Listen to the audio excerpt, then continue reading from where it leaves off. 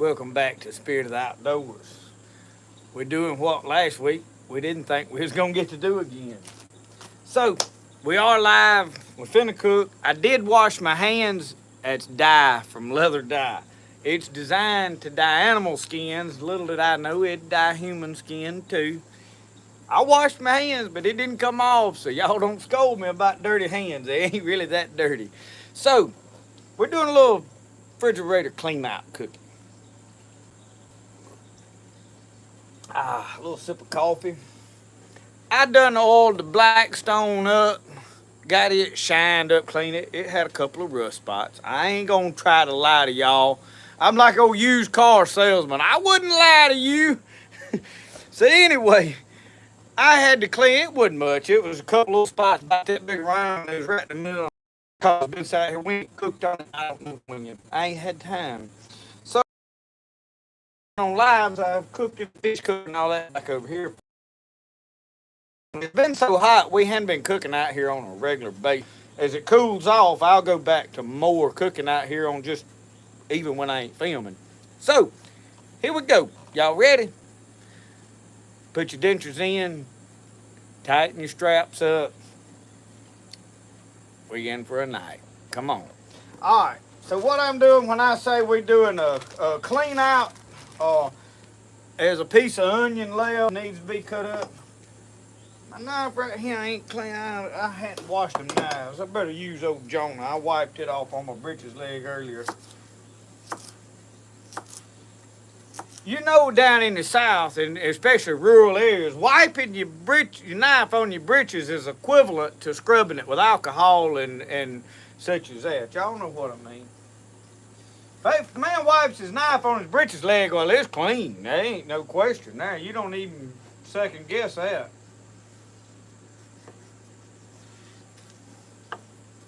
Or one old fellow said if it wasn't for a place to wipe his hands, he wouldn't even wear breeches.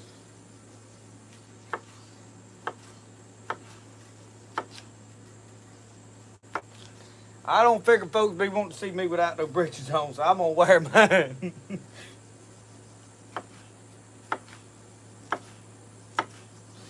So y'all, welcome back to live. As of last week, those of you that want to hear, we got a valuable education. Okay, stripping up. We ain't gonna just cause it don't look pretty no more around here. It still got a lot of value, you know. I don't look pretty either, but there ain't nobody gave up on me either. So we got some bell peppers. I got another whole onion. I ain't gonna cook the whole onion. I'm gonna about cut it in half and put the other half back in there. Cause y'all look, that's a big old onion. It was the last one in that sack. The one in the other sacks is small onion. I can't handle that not being there. Let me back y'all up. I be keep dipping down because my head's cut off in there when I'm looking at it. It probably don't bother nobody else, but it do me. When I get, it ain't like I'm teaching you no great grand recipe here. Some of y'all know more about cooking than I do. But we all gonna have a good time. I'll get over there, me and old Rosco will sit down and drink coffee in a little bit and read comments. Let me cut this. Whoa! Well, I'm gonna have to go in there and wash that off. Look at there. I'll be right back.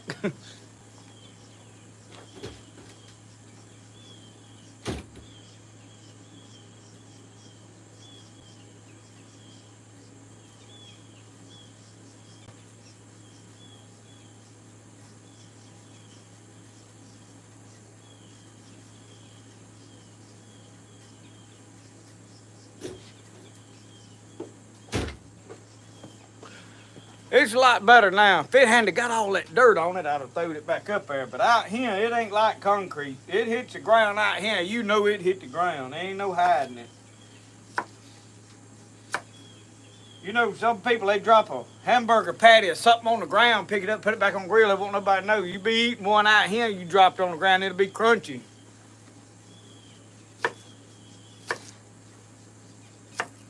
I get in a big old hurry and a rush doing stuff. Be knocking and banging and throwing stuff everywhere. So I got these banana peppers ain't hot, so ain't none of this really that hot tonight. But Brody is not here and Michelle is not here, so I'm cooking for just me. They had at the church, they had a back to school bash. Now I don't know who they bashing up there, but they was gonna bash somebody. I guess. I don't know what else you do at a bash. But Brody went to that. They were basically having pizza and partying and playing and just, I don't know what all this is gonna do, but I didn't go. I actually been out there trying to get knives.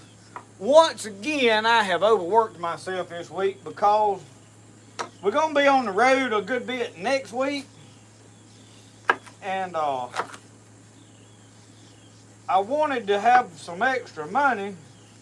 Brody's going to want to stop them places side the road and buy ice cream. I know what's on his mind. Be wanting a toy everywhere we go in. Brody already got so many toys I can't walk in there. And I ain't kidding either.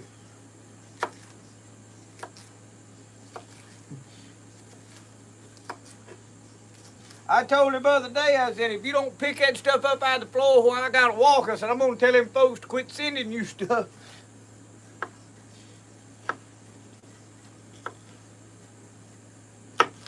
Brody don't need nothing else, I can tell you that. I don't even know if I'm gonna cook that tonight.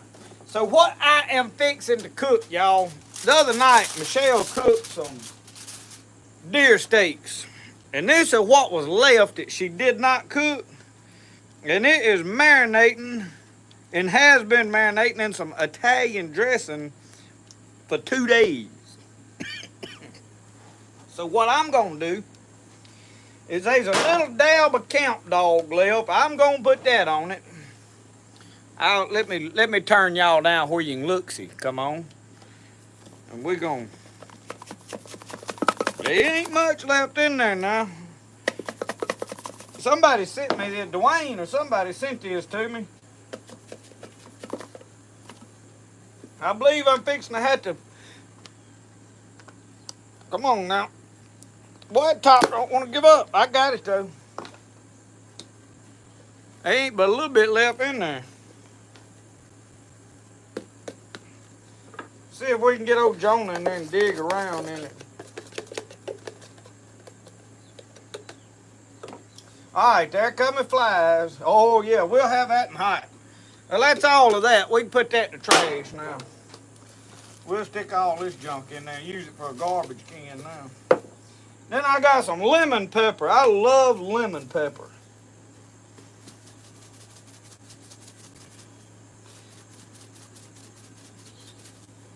And y'all, I'm probably putting more seasoning on here right now than this takes by a long shot.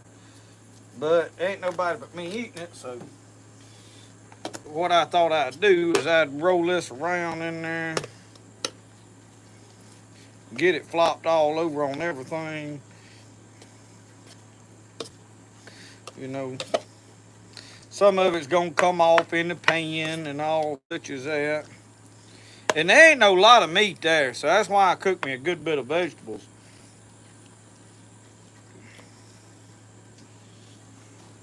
Right. So I'm gonna just, I done got this thing hot.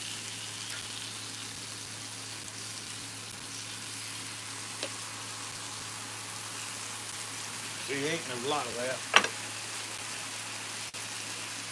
Yeah, y'all see them going.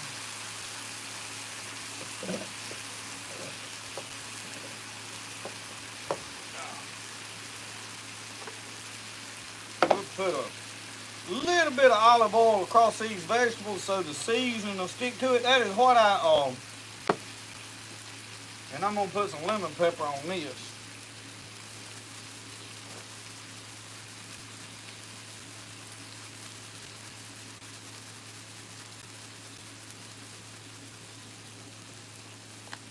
then we'll put a little bit of garlic salt over it. Or a lot. Either a little bit or a lot, whichever it works out to be. Come on. You had to be looking close to see that.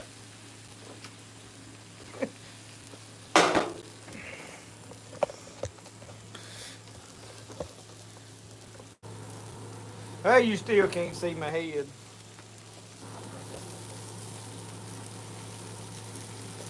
Ah,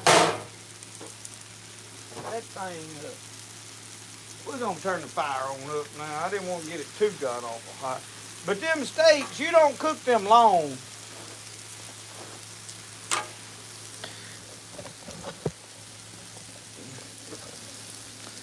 We might can get it where we can see everything. Right there. I got my plate right here. I done lost my coffee.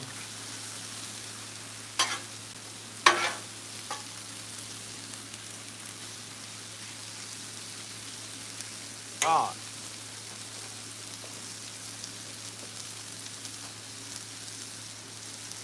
I better stick my onion over here back in the refrigerator. So anyway, I was just going to clean up. Michelle cooked some steaks the other night, so this is what was left that we didn't eat. And it's a center cut loin, I call it, out of a hind quarter on a deer.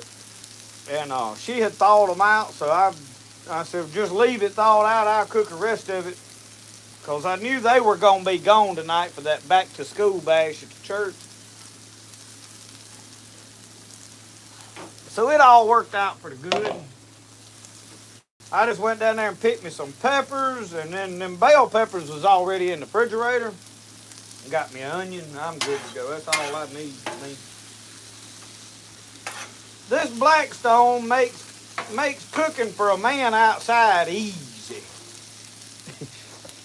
Y'all know how when it's easy. Well, old TK and Mike, when they used to get something lined out, they'd say, we done made it easy for you.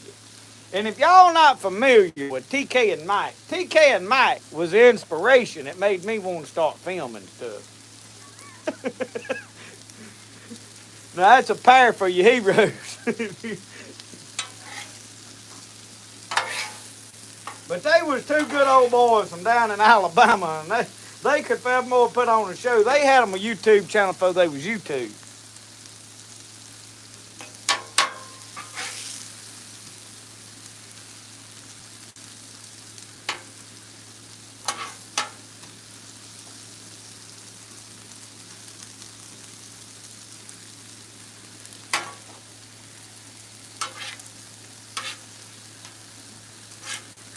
We'll flip them pieces of meat over. Some of that meat, they ain't no whole lot to.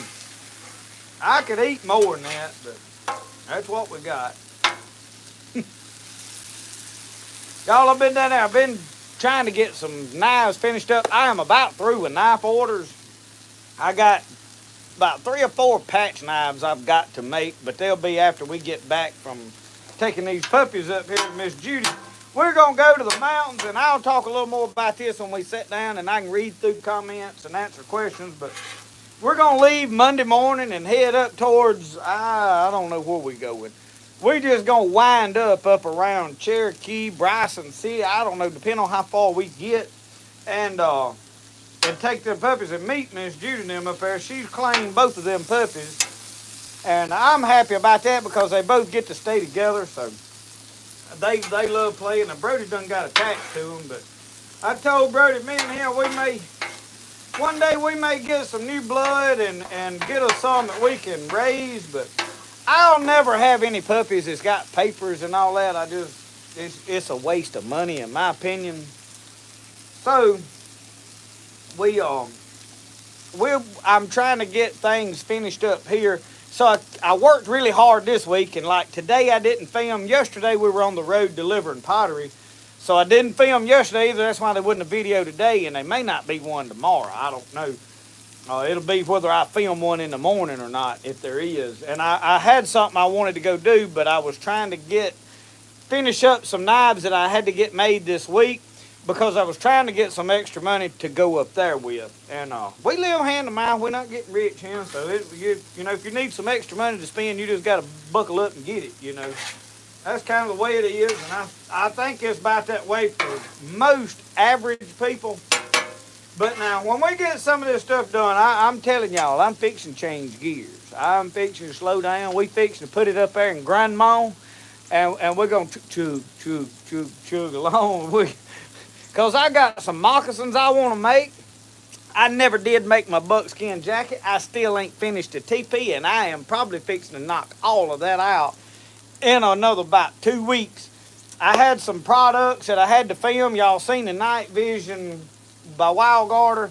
I filmed that. That is a really cool thing. I've never had nothing like it. I don't know how it compares to more expensive stuff, because I ain't had no more expensive stuff. But I enjoyed playing with it. And I've got a framed pack I got to do a review on. I got a weather station I got to install and do a review on. And I wanted the weather station because I think it'll be instrumental in checking for weather patterns through hunting season. So I'm fixing to get this stuff off here, y'all. Them steaks is done probably cooked. Well, I probably done burnt them up. I mean, we'll probably have to serve them in an urn or something by now. I mean, doggone. And look at them vegetables, son. Ain't no way I'll eat all of that, but we got it, you know, in case we decide we want to. I didn't say I couldn't eat it. I don't know. We'll see.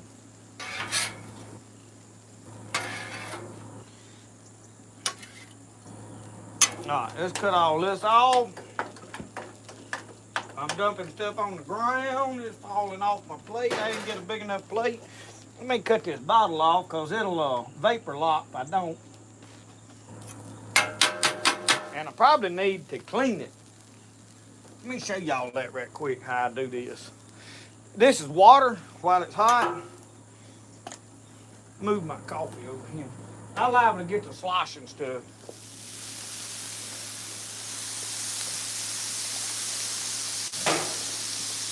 And I got one of these brush pads, y'all.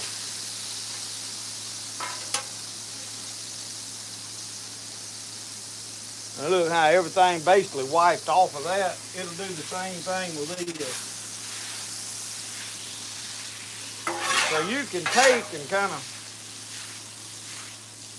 Now that thing is not perfectly like spotless clean.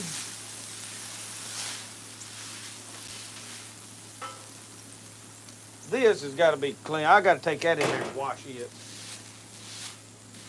So once I'm to there, then I keep an old nasty rag out here that when I'm done, and that's it, y'all.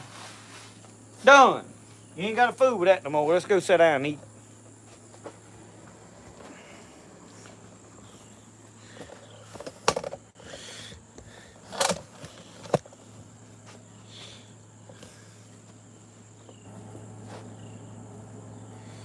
Well, y'all, I ain't even got a fork. I ain't leaving my plate here to go get one. I'll be right back.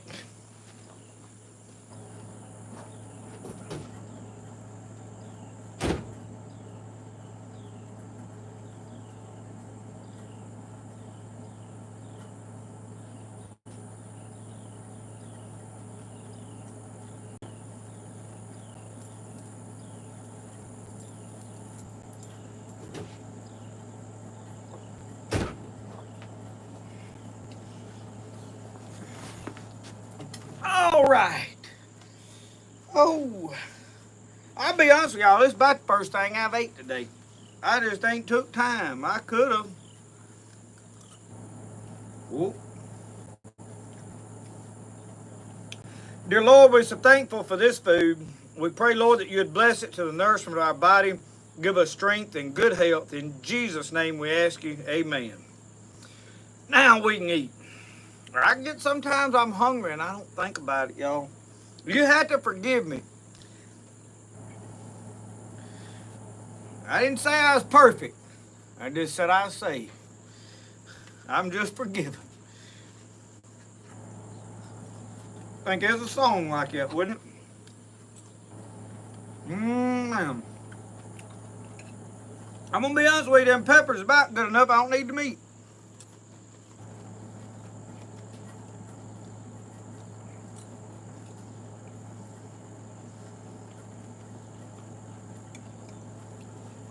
For some reason, old Rosco over here is very attentive.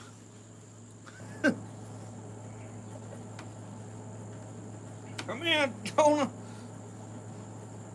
Cut us a hunk of this meat off.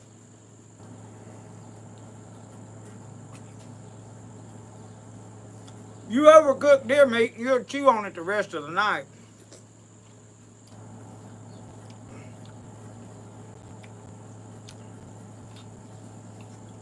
That's why some folks don't like it. You burn it up, it ain't gonna be good to eat. Boy, you can taste that camp dog. It's good. Of course, with that lemon pepper in there is what's really doing the trick with it, I think.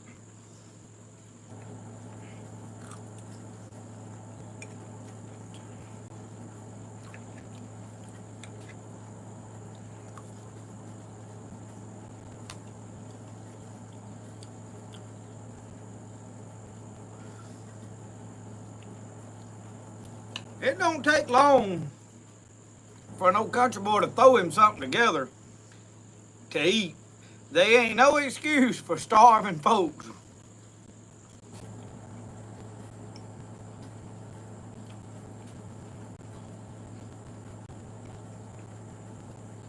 Cause you ain't gotta have that Blackstone. All you gotta have one shit you cook about anything.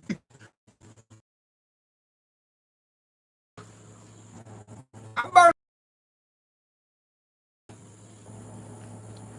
and I probably put it out. I probably eat it. It ain't like me to go to throwing stuff in the garbage unless I'm full.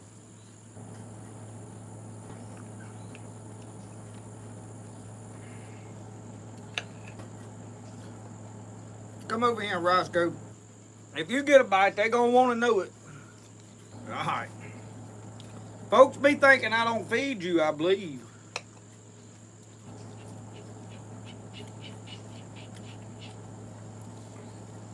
I need a plate with side planks.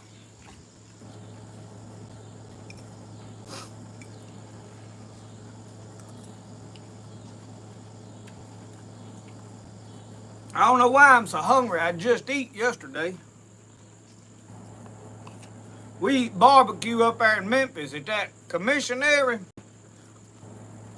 I got me some of them, oh, I don't know, nacho something. It was nacho chips with cheese on it, with pulled pork off in the middle of it, with hot barbecue sauce and jalapenos. And you talk about if I eat me a plate full of it too. I eat a good bit when I eat, but I ain't joking, y'all. I did stop and eat some tater chips earlier. That's all I've eaten today.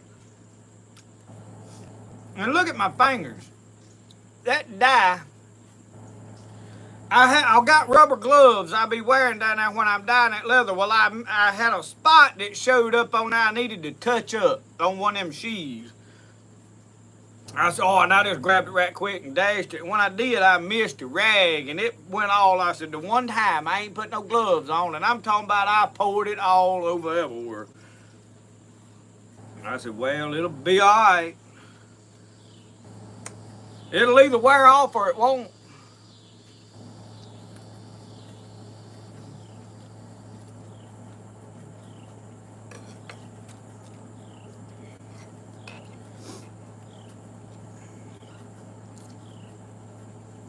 I get very much stuff on me. I liable to have to change some things on my driver's license.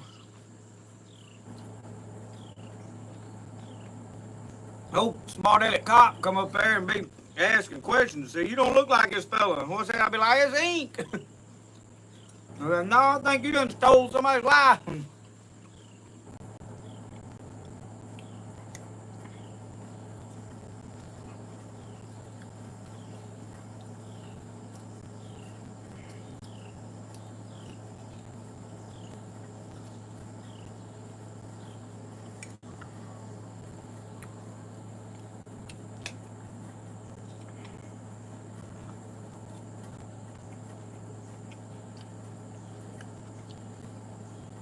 Rosco, we're gonna be able to eat all this. I should have brought me a jug of water out here to wash this down with.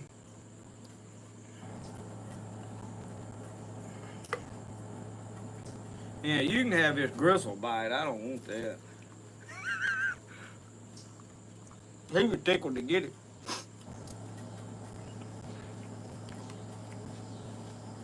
Oh, Rosco, he likes to watch me eat because he knows he's gonna get a bite.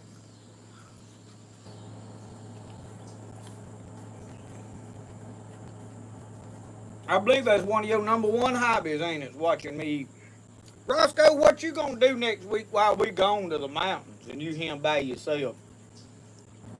How you gonna feed yourself? You didn't know we was leaving? We gotta take them puppies on. I'm gonna be honest with y'all. He gonna be glad to see them puppies go. They getting too much of his attention, I think.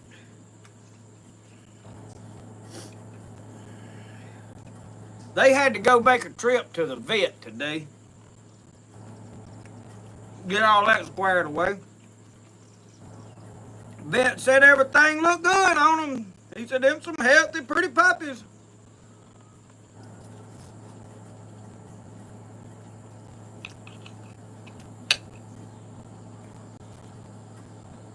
Little Roscoes, ain't there?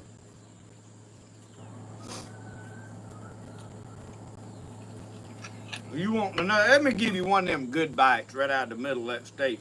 Look, I know y'all think I just be giving him all the trash. Look at that piece of meat. You want a bite? Yeah, I know you do. Come here. That dog eats good. Go on, fly. I ain't feeding you. I'll get the fly swat after you now. Don't even start.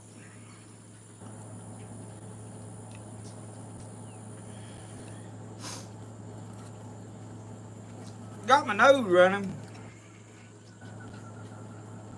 Now, y'all, tonight, don't nobody be asking me what's in my pockets tonight.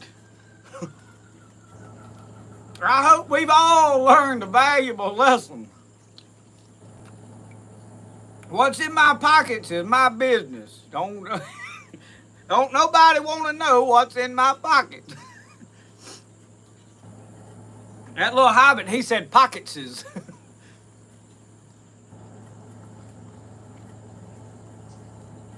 You go to emptying your pockets out on him, and they'll turn the lights off on you.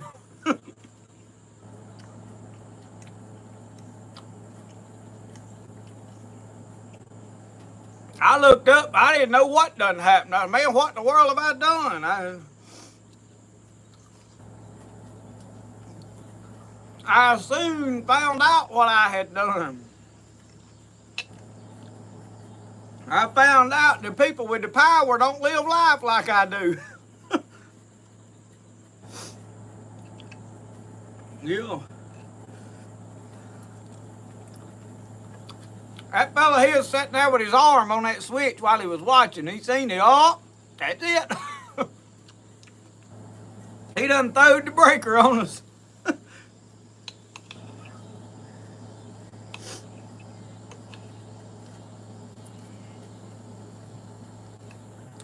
I bet they was all grinning from ear to ear when they turned it off, reckon.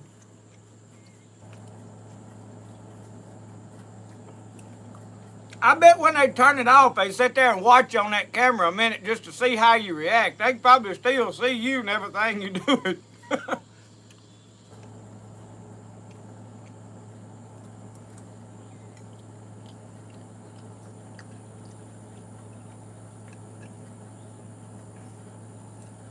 It'll probably go off tonight and come back on just to see what happens.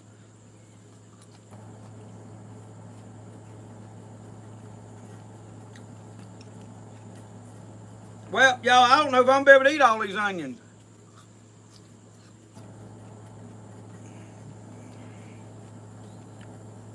There's a lot of onions for me. Oh, Rosco, you like onions? I bet he won't eat an onion. You like onion? No, he don't like onion. If he'd eat that, I'm sorry, him. He'll be skeptical of what I give him now. Way back in my wilder days when I sat out in my shed and did things I didn't have no business doing, I'd cook one night and I was sitting out there. I about that far down in one of them bottles, and I had me a jar of jalapenos, and I ain't gonna lie, I was sitting there just eating them out of the jar. I had an old cat kept running up there, and I had fried some squirrels, and I had done eat the squirrels. The bone, I'd get a piece of that bone, throw it over there, and that cat would grab it. About the third or fourth one, he didn't even let it hit the floor good. He'd go grab it, boy. He done out the door, he'd go with it and eat it. He'd come back in there when he got through with it, waiting on another, and I grabbed one of them jalapeno peppers, slung it over there to it, and he caught it in there. When he sucked that thing down, he started walking around going, I ought not done that, but it was funny. That caused that cat to live another 10 years. I know that's what done it.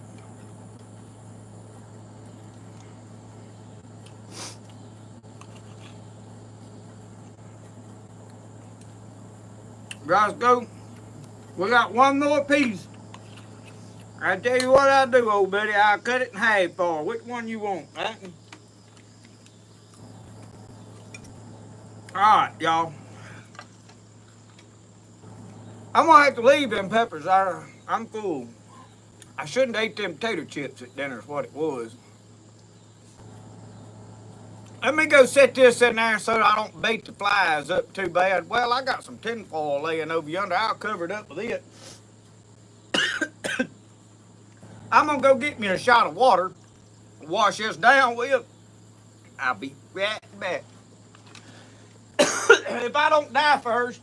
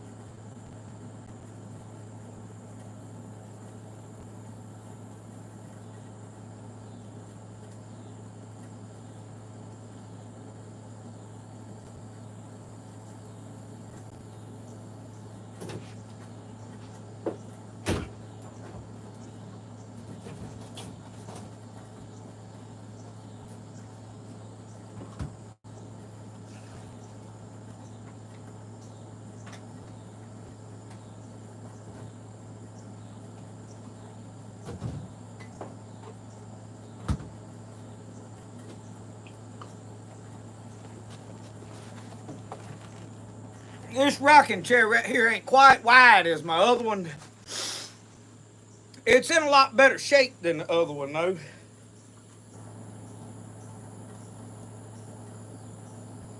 Ah. What? No, I've got wet hands. I washed my hands when I was in there. That dog hair will stick all to it. Let's see if we can tune these folks in where we can see what they're talking about us. They probably making fun of us. Let's see what they say, and they probably laughing at us. Update, not now. No sirree, Bobby. Let's see if we can get back to over here. Mash some of these buttons on here and see if we can, like Jerry Clower said, he'd jug a button and watch a bowl game flop up there. Woo! Oh, I ain't no way I can go back and read all them comments. Woo-wee. I was just gonna scroll through those and see who all was on there.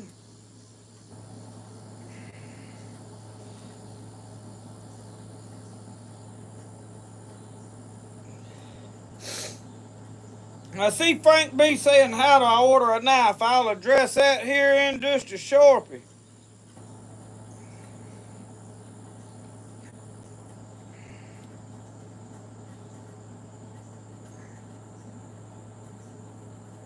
John Thomas, I think you right.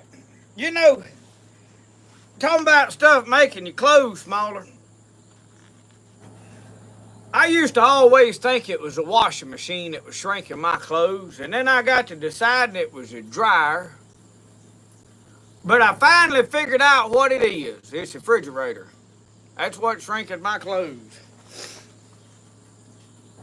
So anyway, Jimmy, we got a little shower. We never did really get no more than what was going on when you left. Yeah, Ruben, though, his chair's for them skin, like that truck driver told me. He said that hair rear end. That's what this chair's for. Somebody with a narrow, and I can fit in the chair, but now my knife hangs on it, so I'm gonna blame the knife being my problem. But now I got scolded this week because I said something about fat people. And the reason I will apologize for saying, did nobody want to see fat people get naked on there? And I really wasn't making a joke at fat people because I kind of consider myself old fat boy. I may not be big as some folks, but y'all, I'm far from skinny.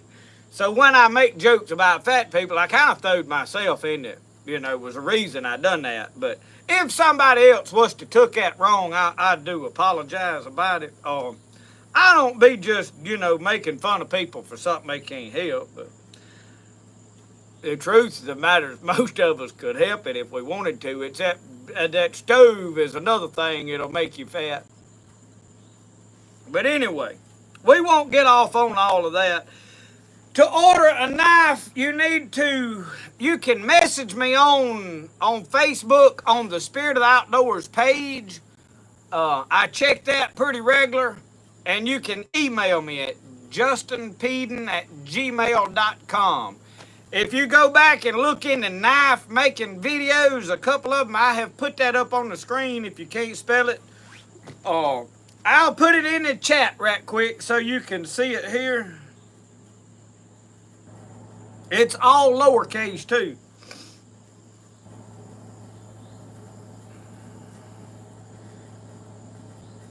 I'm a one-finger typer now. You got to bear with me a minute.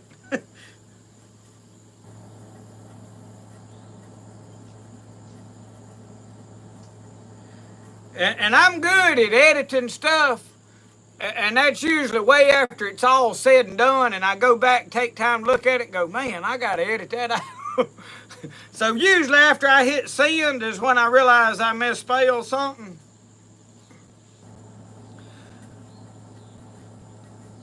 Raymond, we didn't hardly get no rain here. We got a little low shower. Yeah, I can make a flint striker that fits in the Altoid, Johnny.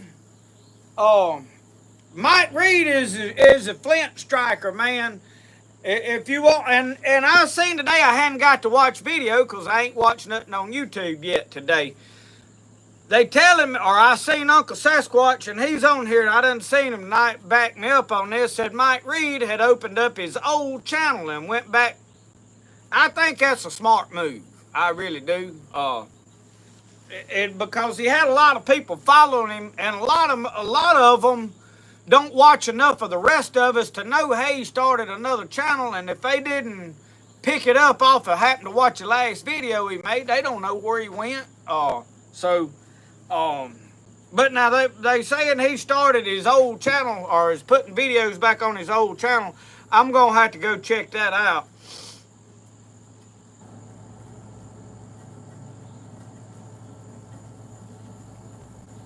Mike Taylor, I think I do the same thing. Now, I do a little better in there on the keyboard with a computer. Not good. I said a little better. Just don't misconstrue that as to think I can really go to typing in there. I was learning typing back when Mavis Beacon was teaching it.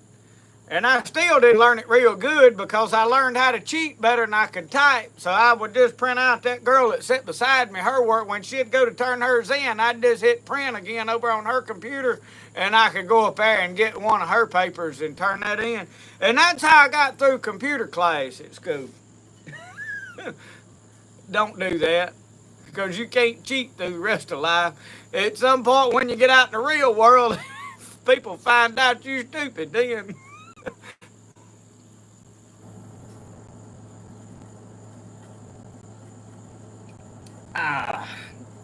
got me a jug of water. I keep in that refrigerator out there. I filled up an old fruit juice jug. I keep it full of water.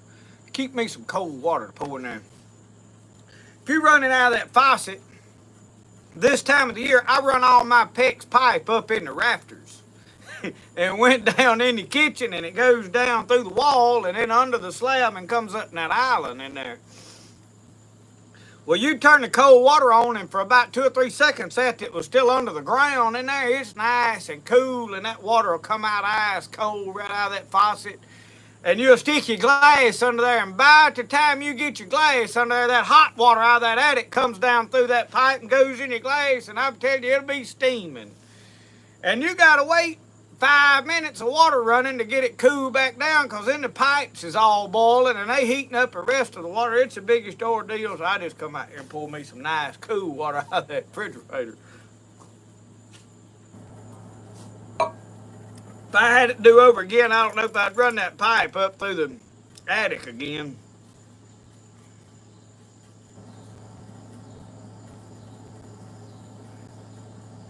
Harold Neely got you a 14-foot John boat. I heard that. L Square, thank you so much. Katie Parker. I see new names popping up. Lord, y'all, it is good to see all of you. There is a lot of names I seen back through there. Alfred Hayes, good to have you. Modern Outdoors. It is good to see all of y'all, all the regulars that's here. Magnolia Mama. Eddie Alexander. Mountain Spring Water in the Outdoor Box. All right, Larry. Yes, Tennessee Smoky. Mike Reed is an excellent teacher. And Mike Reed can make you one of them flint strikers and that'll fit in there. He's made them for a lot of folks. He's good at it. And if you'll email him at reedmike, I think it's 279 at Gmail, I guarantee you he'll make you one and send it to you for a small, phenomenal fee. He can't be making stuff for free. You just can't do that. Not for everybody that wants one.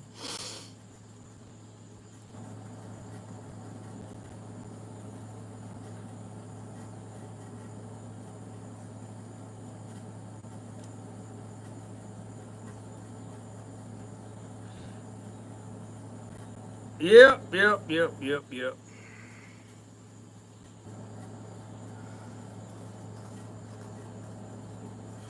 Not good on an email or computer. Well, Brenda Joe,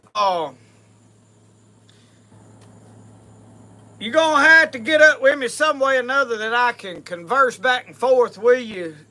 Email, or either, if you're on Facebook, go to the Spirit of the Outdoors Facebook page and message me there. There's a couple of knives on the Etsy store. They antler handle skinner is on there, and there's a frontier knife on there. Both a little more pricey and stuff that I didn't just sell right off the bat. As soon as I get caught up on orders, I will start putting Jonah knives and Gideon knives on the Etsy store. But I'm not far from being caught up with orders. I am caught up on Jonah knives except for one, maybe two I've got to make. And then I've got a couple of Gideons I've got to get finished, and I'm just about through them. And then I got a few patch knives. I think I got about 3 patch knives I got to make. Todd Frazier, good to see you. Thank you, Alfred. Mike Reed is in Virginia. He is in Wilderness Road, I believe, somewhere up there. It's a big, long road. Runs all the way down through. I don't know if that was a gunshot or if that was thunder. Anyway, they might be shooting at my pigs back there. I hope they get rid of them. The Etsy store is I link it. It's in all my videos. I don't know what it is off the top of my head, but it's Spirit of the Outdoors. Etsy, and it'll have my logo on it. But if you go to any of my other videos, that's now I don't link my store in my like review videos where I'm linking other people's products, doing for them. But my just random videos will have my Southern Mud Pottery, it'll have the Amazon store, and it'll have the Etsy store links in there. You just have to go to the description box and you can find them. Diana, I took some orders on some patch knives. I haven't cut them out and even started making them. I got a friend of mine right down here that lives close to me that ordered 3 of them to give to people for Christmas. And he went ahead and ordered them. And I should have them. Well, I don't know how long I'm going to be gone next week. I would say next week, but I'm going to be gone first half of next week. So I could be back and get them done at the end of next week, but I don't know. I'll have to. We're playing this trip by ear. I may be gone 2 days. I may be gone 5 days. I don't know. It'll depend on how funny my money is. Alfred, thank you. I'm definitely gonna keep up with the preaching. The preaching is something that I don't do for entertainment. I don't do just because I like doing it. I do it because that is my calling. And that is what God wants me to do. And this is the place I have right now to preach. And I'll continue to do it. I try to keep my preaching separate in separate videos because these people that like outdoor stuff and like stuff I do that don't want to hear it. And I don't want to force God on people that don't want Him. I want to make it readily available and encourage you to want it, but I don't want to be rude and obnoxious with it. I try to walk that fine line of respect, but I'm not ashamed of it by any means. Don't misunderstand that. I just try to leave it in a separate video to where people that don't want to hear it can, hey, I don't want to watch that, and I know that's a preaching video, I'm going to skip it. I ain't mad at people that don't want to live right. That's their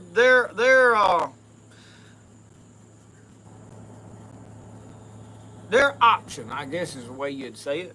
And I ain't mad at people that don't want to live right. As long as they leave me alone and let me live right, they can live like they want to. Long as as long as they ain't doing nothing that bothers me, like forcing me to partake in something I don't.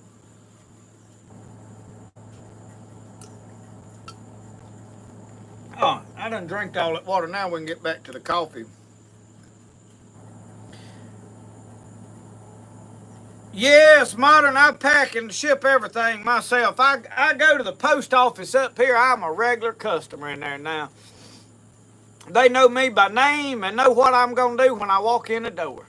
I'm shipping, I'll have boxes of pottery, and I've been putting these knives in these cardboard envelopes. In the future, at some point, I would like to get a package system, some boxes that I ship maybe from home. But yeah, I pack everything up, and I hand pack it and ship it, every bit of it. And that's one of the things. The Jonah knife is $150. And it cost me about $8, depending on where it's going, between $8 and $10 to ship it. So 10 of the dollars that goes into that knife on that $150 is a shipping cost. So when you really get down to it, you figure in the price of the leather I got in it, and the leather, the shipping, it was something else that was costing. I can't remember now what it is, because I had figured this up the other day. I ain't making that much. I'm making over $100 off the knife, but a lot of that money. Oh, I know what it is. My PayPal. So like somebody sends me $150 to PayPal. Well, I don't really get off the bat. PayPal takes about $8. I get about $145 of it. Sometimes I think they get about $4 or $5. I think I get about $145. Well, then, whenever I transfer it from PayPal to my checking account, they take some more money. It's got a option for free 1 to 3 day transfer, and I cannot make my bank account link to it. I have tried and tried and tried and prayed over it, said, Lord, help me, and I still can't do it. So that's just part of life. It's a cost of doing business, and so, you know, people say, oh, you making a fault. Well, you know, if I was sitting there and somebody handed me $150 cash money every time, well, yeah, it would add up after a while. But that is just part of it. And I know a lot of people, and at some point, y'all, we got to figure out the taxes on this. I'll have to pay taxes on all this at the end of the year. So that will have to come out at some point. So I really need to it's growing to the point I need to stop at some point right here and recalibrate the way I do things. I really don't want to change the price, but it can get, you got to keep up with it.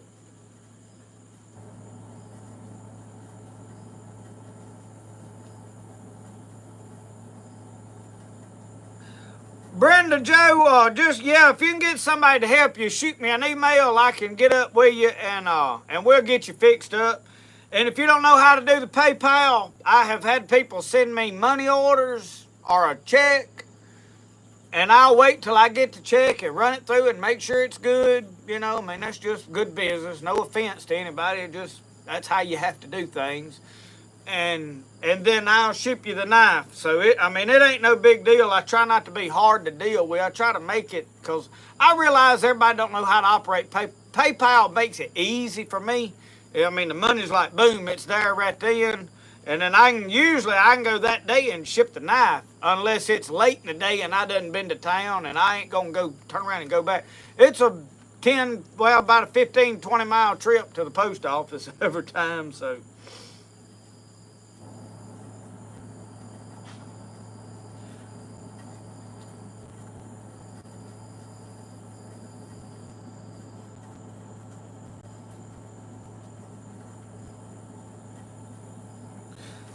David talking about a neck knife. I had a man I talked to today. He wants a Gideon knife. He said, I want you to make me a Gideon knife. He said, but I want it on a neck sheath. He said, but not only do I want it on a neck sheath, he said, I want it hanging upside down where I can grab it and pull it down to pull it out. I think I can do it. I'm not sure, so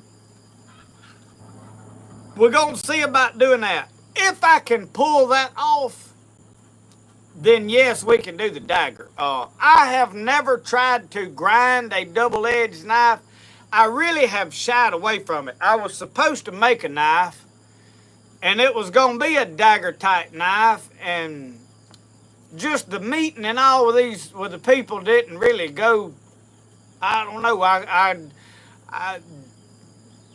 It just didn't work out like I thought it ought to, and I just kind of backed out. And I was already having reservations because every time we'd talk about it, they would change something about the way they wanted it, and it was getting too many specifications on the knife, and I just like, okay, that's enough for me. I don't want nothing to do with it.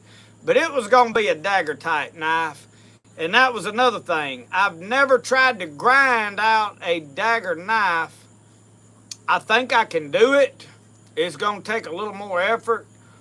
I've got a bone handle that I wanted to make me a dagger with, to make me a boot knife.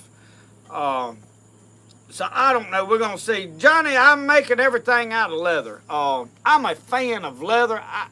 I don't have anything against Kydex. I think Kydex is probably a wonderful product for what it is, for what people are doing with it. Has its purpose. I'm not against it. I'm just a fan of leather. Leather is I don't know. Leather's old-fashioned. I'm kind of old-fashioned. I just like leather. Leather is not, I don't know.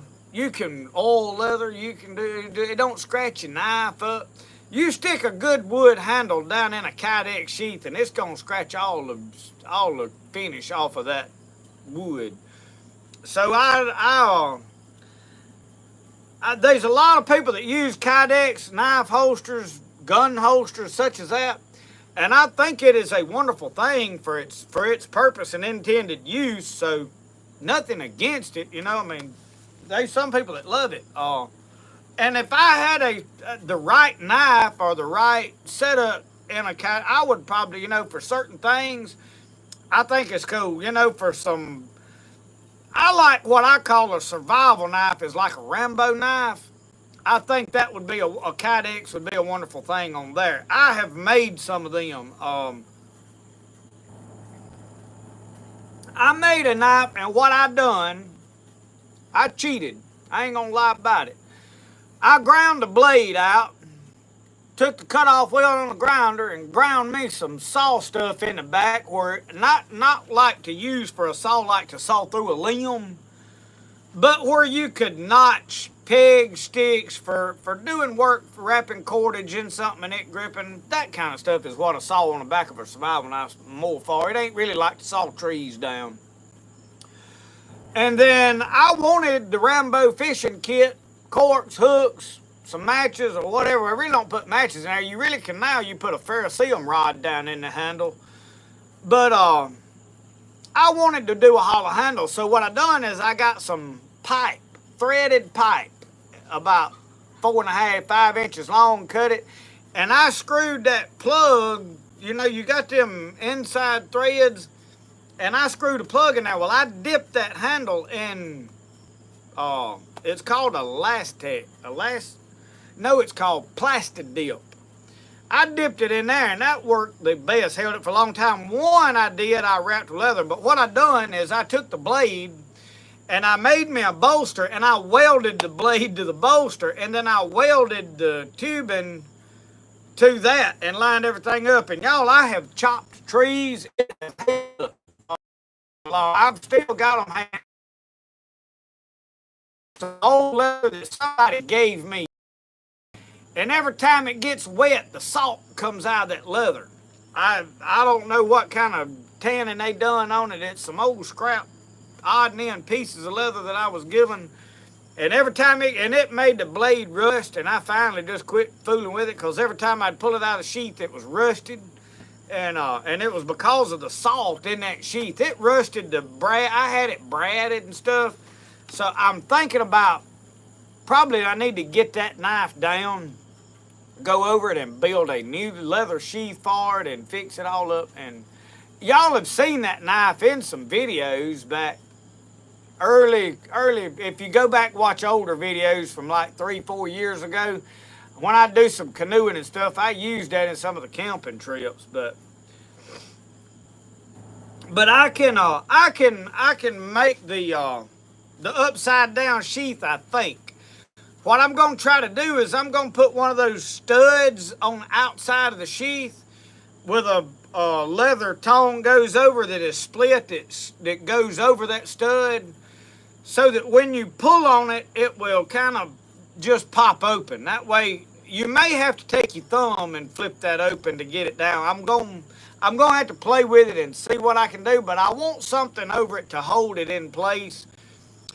I wet form the knife in the sheath so that it fits in there and it kind of holds it in place. That way it ain't flopping around. But if you wear it on the neck every day and you sweating and you get that sheath damp, well, then it could loosen up and that knife fall out. So just trust in the wet form to hold it in there. I don't think with leather will work. It might. I don't trust it. And I don't want somebody losing a knife, or I don't want a knife falling out and sticking them in the belly or something either. So we're gonna do some experimenting and see what it is.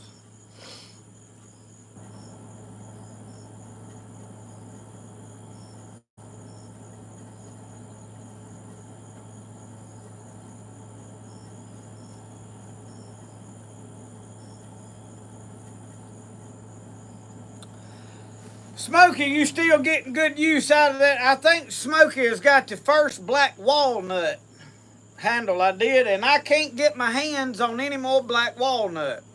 I've had some people ask about black walnut, and y'all, whatever that red wood is, I got a very limited supply of it, and I destroyed one of the red handles today. Let me tell y'all what I did. Let me just tell y'all this story. I'm out there working on knives this morning. I mean, I was looking forward. We rode all day yesterday, and I started listening to a book. I done listened to the whole 68, whatever, some odd books of the Mountain Man, the Wilderness series by David Thompson. I listened to Everand.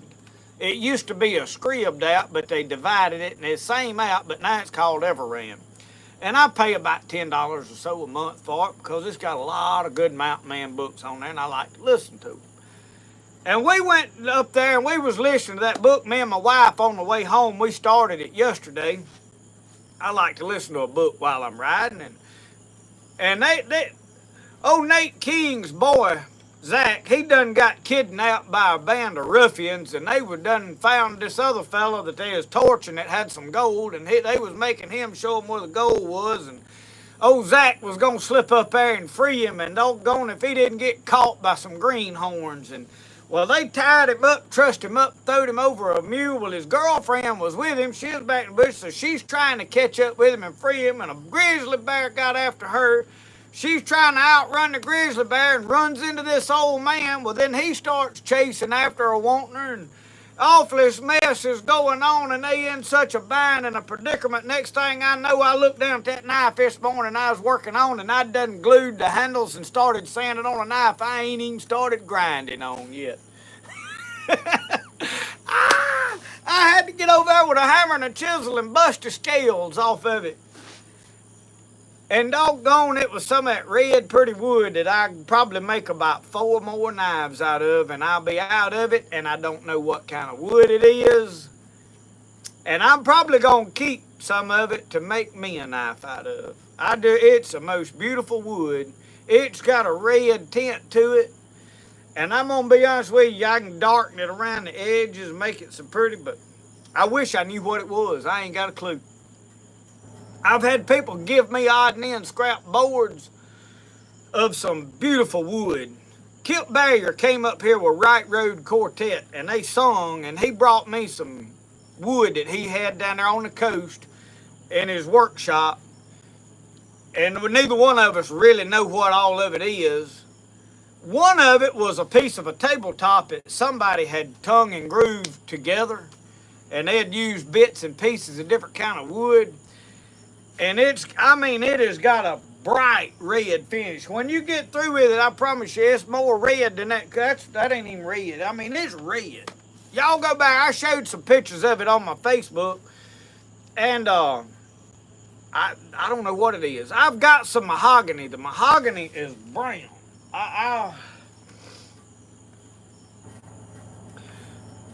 Uncle Sasquatch, let me get that cleaver. I ain't even thought about that.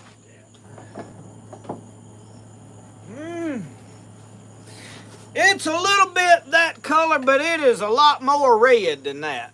See that?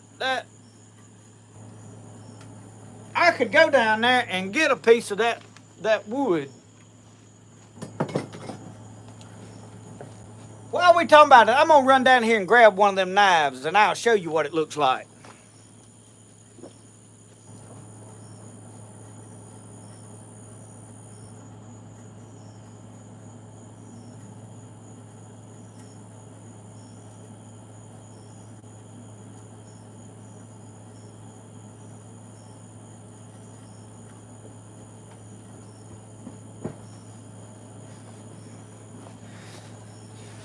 This one right here. In that light, you can't hardly tell. Uncle Sasquatch, it might.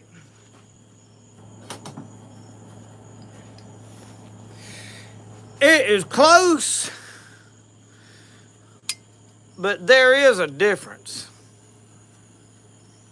And this camera light ain't showing up real good.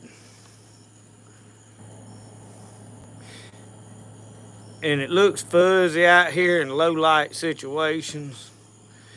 But anyway, this is a knife. I done glued the scales on this little booger right here. And I looked down and I hadn't even ground an edge. And y'all, I don't know if y'all can see this. The light in the pictures ain't doing these knives justice. Y'all see that copper color in there? There's some copper coloring in that blade. That's the secret how to make that happen. My old knife buddy down here, down the road, shared some tips and tricks with me, and I've been experimenting with them. Yeah. I ain't gonna tell you how I done that. Trade secret. But now this knife here, I have not even sharpened it. Yeah, it ain't got an edge at all on it. I ground it down to an edge, but I have not started sharpening it, so I don't know what that is. Uncle Sasquatch, it could be Paduk.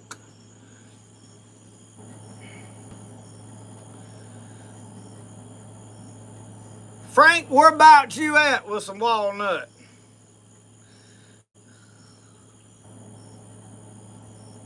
Carrie Beard, you putting up okra? You pickling it or frying it or freezing it? Harold Neely, I know how to make it look Damascus without it being Damascus. We're gonna pull that here before long. It's another trick. I got some things I'm gonna do when I get where I can really do some experimenting on just one of a kind knives. We're gonna get better at some of our artwork. And that's why some of these knives, like that little antler handle skinner I put a bunch of work in, I got $200 on it. It's hanging down there. Ain't nobody want it. And then the one I did all the rawhide, y'all, that rawhide, there's a lot of work in them rawhide sheaths. And the reason it is, well, number one, I had to kill the deer, skin the deer, buck the hide, scrape the hide, stretch it out, let it dry to make the rawhide. And then I had to get the nerve up to cut it. Well, then you make a leather sheath, complete leather sheath. I stitched it together, everything. A lot of people just glue them. It's all the glue will hold together. I ain't going to do that. That leather sheath within itself is stitched, and it is a complete sheath, and then it is wrapped with rawhide. So the leather sheath on the inside is stitched together. So, you know, somebody said $250 for this knife and sheath, but it's a one-of-a-kind knife. It's a longer, bigger knife, and then it's got basically two sheaths made. It's artwork. Cutting up gumbo and some for frying. Uh-oh.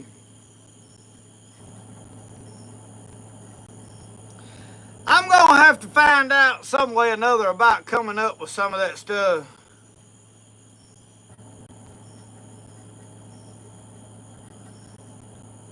It could be Paduk, however you say that, Paduk. And David, there's about 3 or 4 boards I've got down there. One of them I had more guesses that it was mulberry than anything else. So I'm leaning towards mulberry on it. One we decided was mahogany, but mahogany, I don't know if it's mahogany or not. I got 2 or 3 boards. I've got a board of purple heart, and then I got another board that is purple wood. I'm talking about purple. And it is,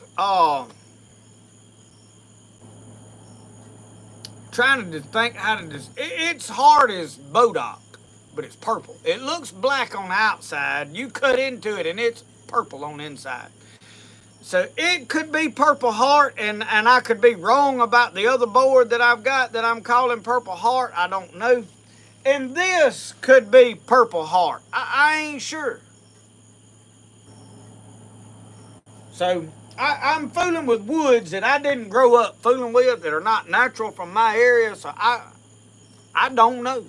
I mean, I'm sure before my career of making knives is over, I will have learned a lot of these woods. But as of right now, I ain't afraid to tell you, I don't know what it is. I can make you a knife handle out of it, but I don't know. Todd, it's a little early for squirrel hunting.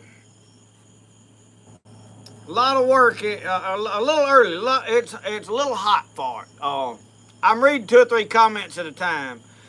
um, the wolves will be bad in them. I usually go before it's a frost. Now, I won't hardly shoot a rabbit till it frosts, but a squirrel, and here's the thing, if I can get down there in the swamp, those squirrels are not really very close to cows, so that bot fly ain't really prevalent. Up here in these hills around these pastures, they'll all have a big knot hanging off the side of the head, so you don't want to shoot them.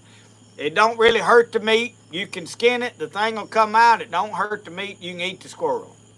But man, it's unsightly. It's hard to eat it after you done seen one of them things on it. So I like to wait.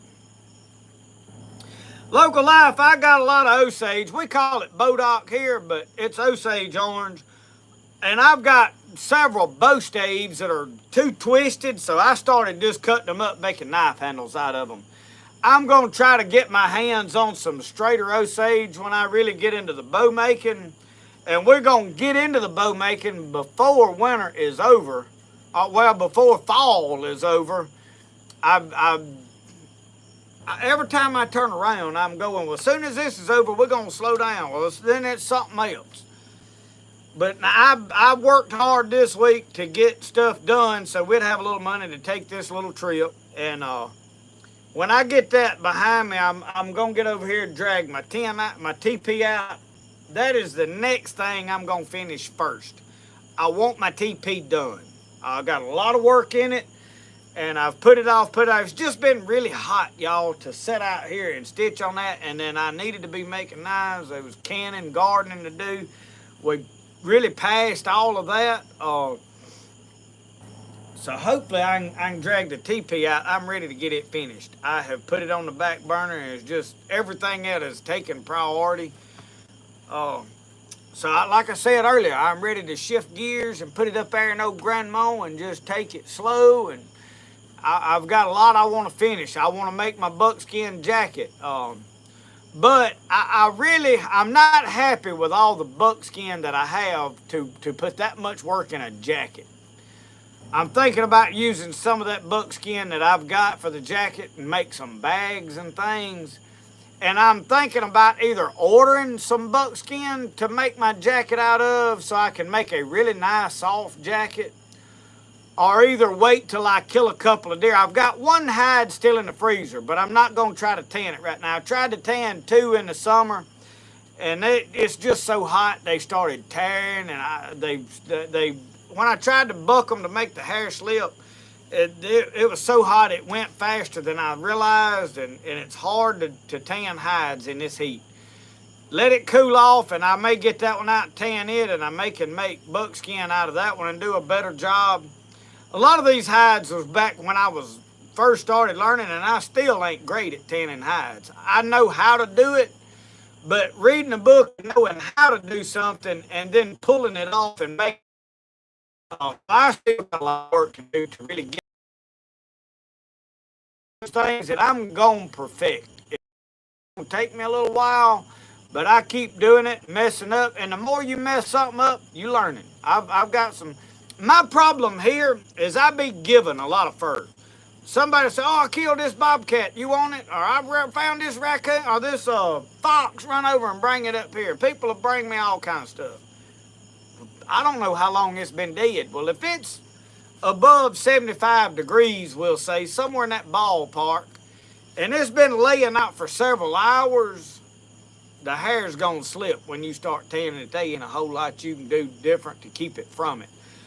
If you salt it and stretch it, it helps a lot with that. Make sure, but if it's done laid there till it started, turning, the hair's going to slip on it. So here, as hot as it gets in the daytime, I've seen people in the middle of deer season kill a deer and they ride around showing it to everybody before they skin it and don't realize, and then they take it to have it mounted and the hair slip on that cape. It happened to me. I had one. We killed it, brought it home. Man, I laid around. I wanted to show everybody, and when I got it back, he said, "I'm going to have to put you a different cape on there." He said, "This is the hair slipping, and this because it gets so hot here."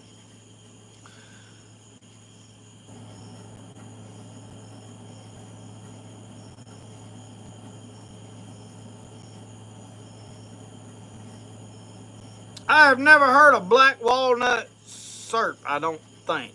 Out of a black walnut tree. I thought they was maple syrup. I don't know. I may have heard of black walnuts. I don't know. I'm sitting here thinking on that one, y'all. Black walnut syrup. Oh, them mosquitoes is fixing to get tuned up out here. I tell you what, let me turn this on.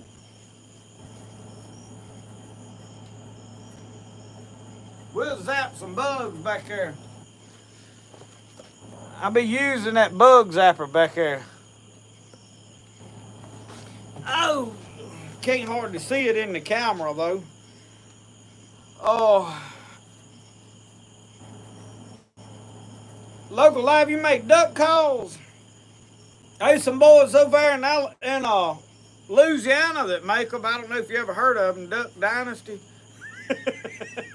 Oh, I had to do it. I couldn't resist it. Everybody's heard of them. I like old Si and Phil and Jace.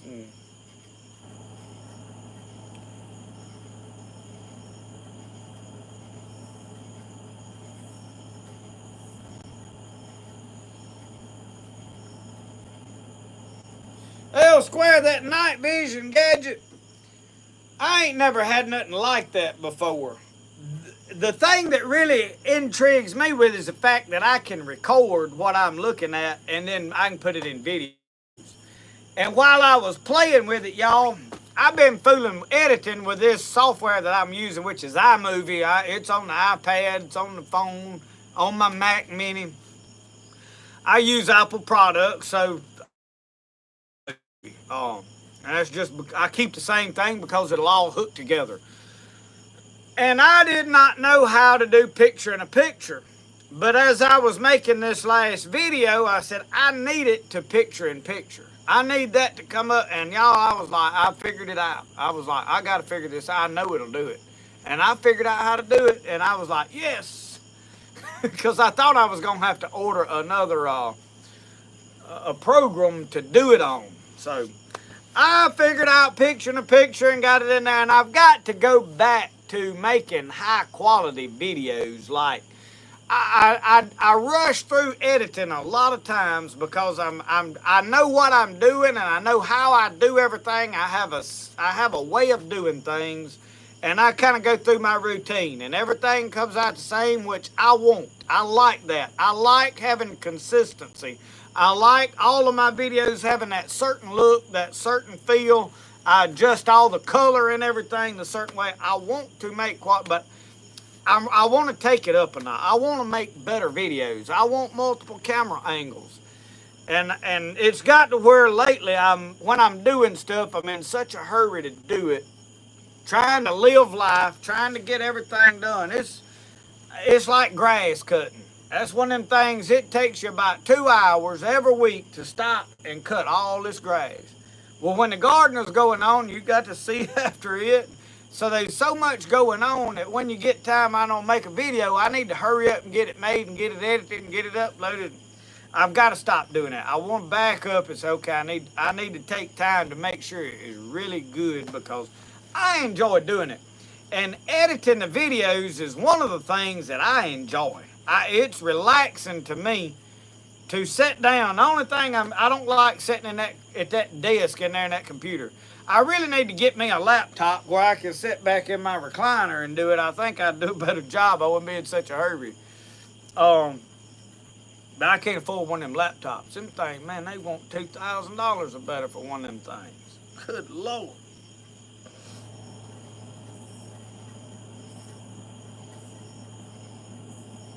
Harold Neely, you over there around Allen Robertson? Independent, I ain't got a scope, but now I'm probably going to get my AR out and put one of them Oage Pro lights. It switches from the red to the green to the whatever. I got a couple of good bright lights. So I done figured out if I can get the light set up shining with the scope on my 223 AR-15, it's got a bipod and all that on it. I may try to figure out how to set it up on a tripod itself, but I'll figure all this out. And then I can set that thing up on a tripod and I can just watch. If I can find the animal I'm looking for with no lights whatsoever, then I can get dialed in on him. And when I turn the light on, I'm ready to shoot. I know he's there, I know what it is, and he ain't seen me yet. Yes, it would be a whole lot better if I had a night vision scope. And I don't know, this company may have one and they may offer me one before it's over. I don't know. I ain't even looked at all of their products. But this thing worked a lot better than I really expected. At $350, this night vision set of binoculars, I was like, well, they're going to be kind of wonky. The next thing is it took a pile of AA batteries. I wish it had a battery pack that was rechargeable. So probably what I'm going to do is at some point, I'm going to order me a bunch of batteries from Amazon. I've got a camera over here. Let me show y'all.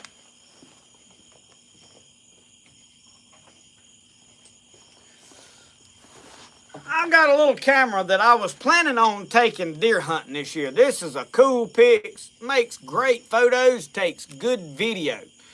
Audio, not that great. So what I thought is, I said, well, I use my iPhone to do all my vlog and stuff, and then I'll set this up because the iPhone has got pretty good zoom. It's not good zoom. It's just decent.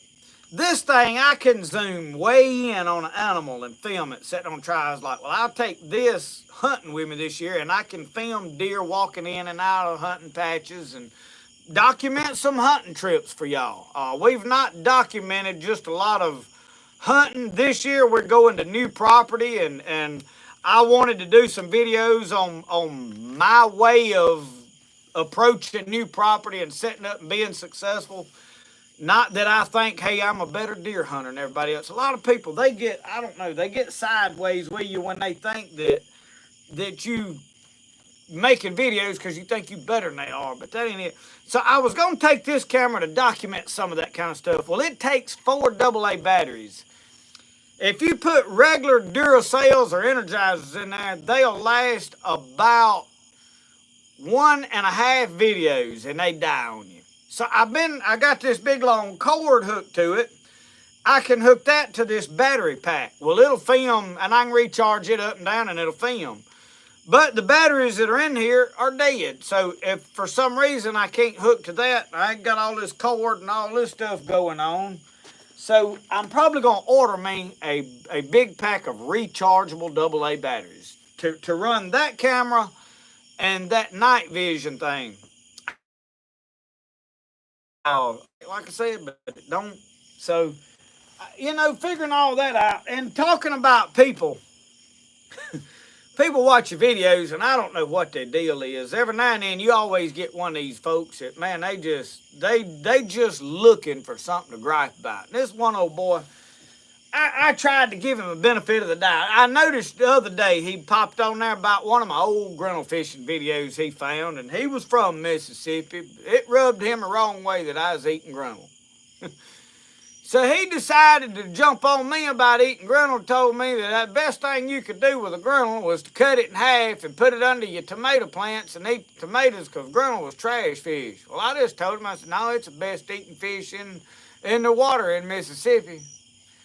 Well, he got on another one of my videos and went to commenting about it. Same comment. I said, well, they good to people that know how to handle. I said, they just trash fish to people that's too stupid to know how to clean them and handle them. Oh, he really didn't like that. Then he got on one of my crappie videos and started on about how clumsy I was and how much racket I was making and I couldn't catch fish. On a video that the thumbnail, I had a cooler full of crappie that was nearly 2 pounds. How dumb can you be? And I was like, finally, I said, I was trying to be nice to him. I wasn't ugly to him. I said, what did I replied something back. I said, no, he asked me, he said, you just stay up that way in them mud holes or you come down here and fish in real water? I said, this video, I was at Cold Bluff. I said, and I've got videos of big crappie from the reservoir. You know? And then he started on something else about how clumsy I was with a fishing pole. And I said, what are you mad at me for?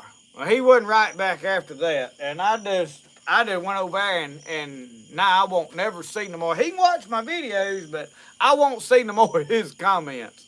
So what is wrong with people? I mean, there's some people that they just desperately looking for something to gripe about. Am I perfect? No. Am I gonna do some stupid stuff alone? Yes. I'm gonna share it with you. I mean, I'm not trying to sit here and try to portray to people that I'm perfect and I'm the best fisherman and I'm the best hunter and I ain't. I don't think I am. I ain't even close.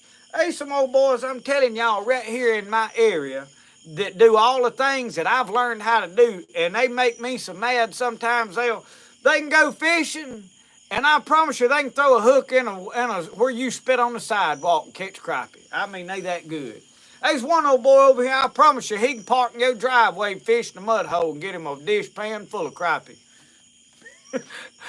I can't do it like that. I fight, struggle with that, but I enjoy filming and making videos and carrying on, having a good time, and I'm going to keep doing it. I ain't going to let a few bad apples spoil the whole barrel. We'll just take your bad apples and we throw them out of the barrel. That's how you work at, ain't it? I started to just pin his comment and let Tommy Litchfield light into him. If you'll pin a comment on somebody, usually old Tommy Litchfield will take care of him before the day's over, especially if it's on a recent video. But this was on an old video, so I just let him have it.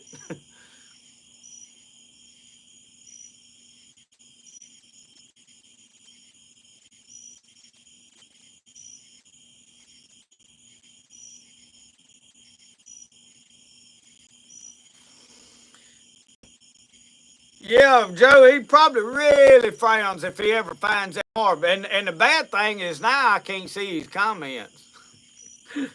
I hated to block him, but it done got under my skin. I didn't want to see no more of it. I just let him go on about his life being miserable. I imagine his wife really. I'll tell you what it is. I'll tell you what's wrong with him.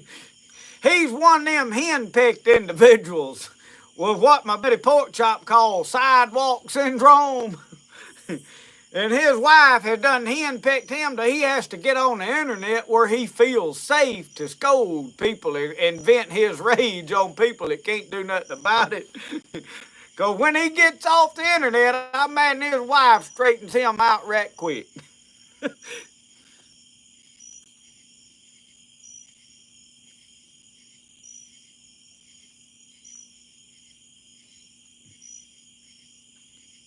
Yeah, Carrie Beard, he said something about he didn't. I told him, I said, well, I got a cooler full of fish right there.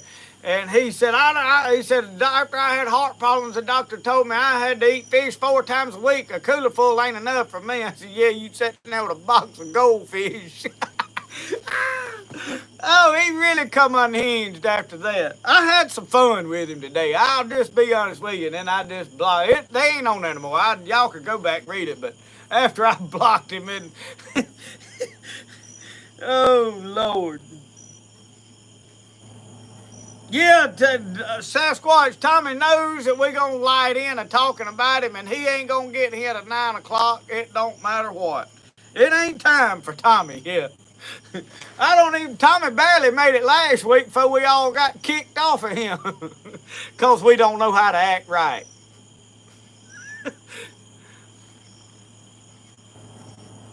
Yeah, independent thinker, my old buddy Porkchop down there, he called some of that stupidity, he said that's sidewalk syndrome. He said after they walk about a half a mile on a sidewalk, he said they lose all ability to think. Oh, so y'all that live in the city, we just picking on you, okay? Don't take us too serious. We have to have a little fun. The Ozarks. Good to have y'all with us. Welcome to the family. All of you that are new, even the millions and millions that ain't watching, welcome to the family. If you watch a Spirit of Outdoors, we're glad to have you.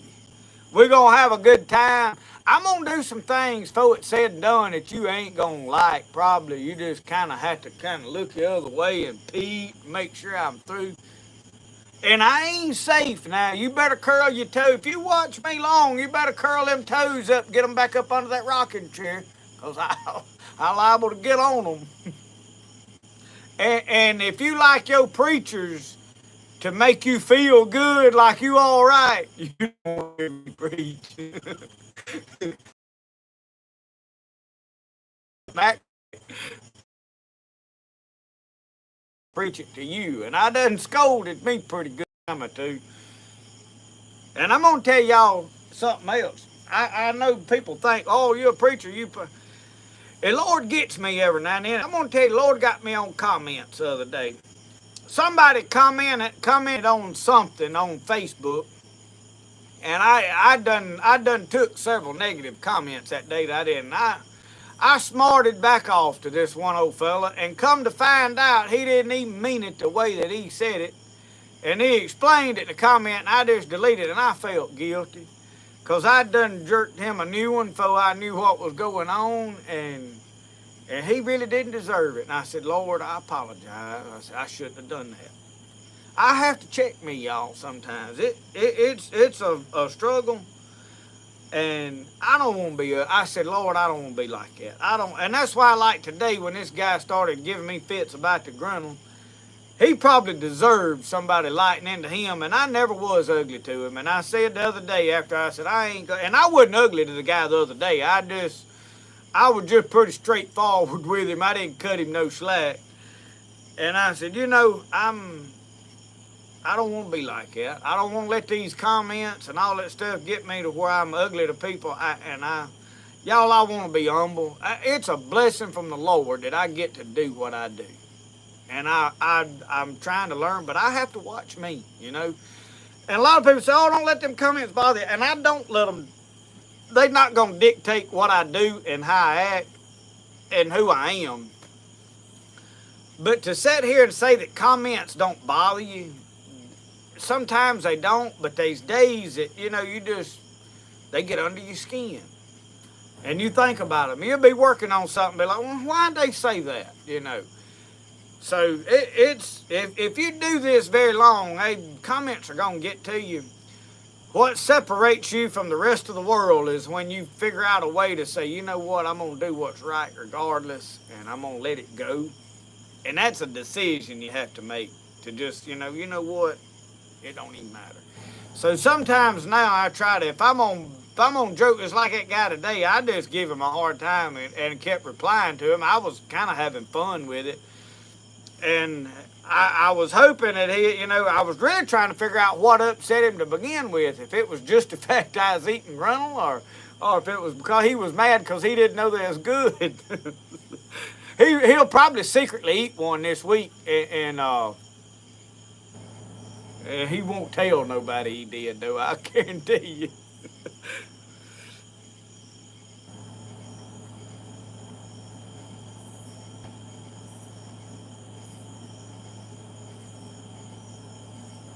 Yeah, Ozarks, I am. Not like anyone you've ever met, neither.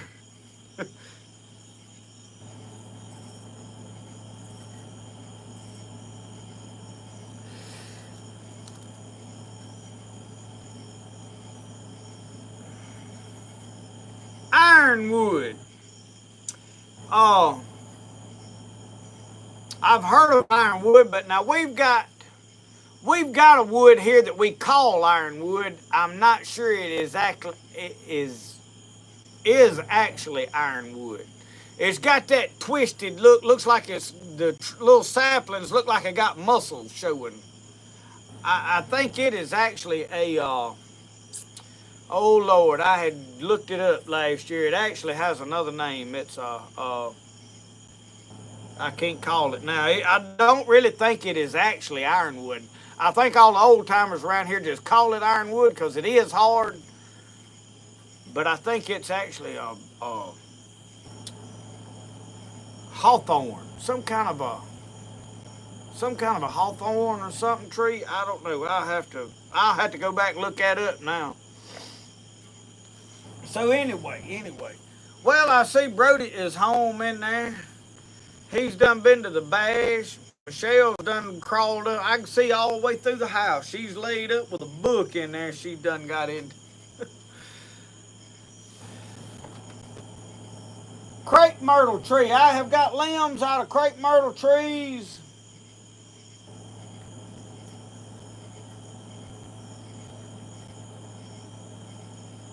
I've got cherry and I have got some white oak, and I think I know I got another oak that had some spalding in it, has some really good grain. I have got a red oak stump laying out there that where the limb grew out and then it broke off and it growed around it like a burl. I want to cut into that and see what kind of grain's all in that. And I hadn't took time to take a chainsaw and cut it that. So it's what we call post oak. It's a little different from red oak, but it is a red oak.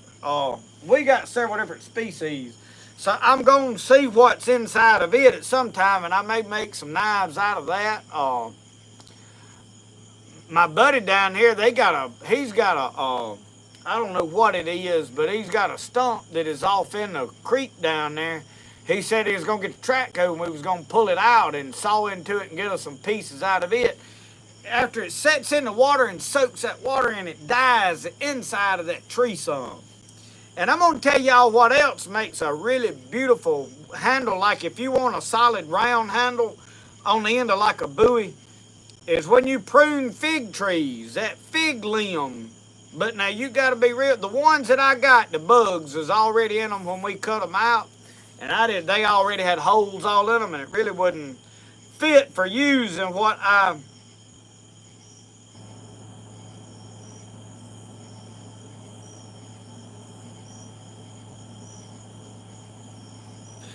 Fat Man Overland said the last old boy he seen fishing in a mud hole had got a hold of some shrooms. Yeah. We got some persimmon here, Independent. I haven't tried to harvest any. I could have, and I just was too stupid at the time to get it. I was going to get it for a bow stave, and I tell you, wound up cutting it up with firewood and burning it. So anyway, I'll get some before long.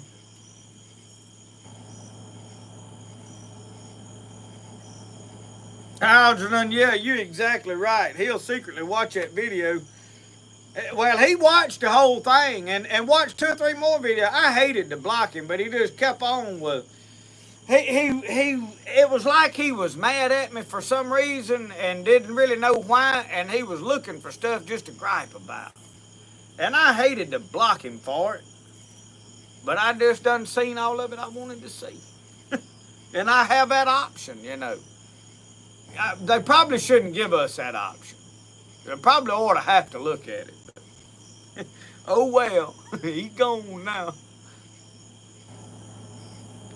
My coffee's done got cold, and I done been in and out of the house 3 or 4 times. I hate to leave y'all again, but I'm thinking about going and getting me another cup of coffee. My wife ain't watching and seeing it. I'm in need, you know. She ain't watching tonight. She's reading her one of them books. Oh no, Martin, you can't please part of the people all the time. I am fixing to go in here, y'all, and fill up my coffee cup. Y'all don't go nowhere. I'll be right back. There's 145 people. If there's 144 when I get back, I'm going to come unglued and just throw a fit right here.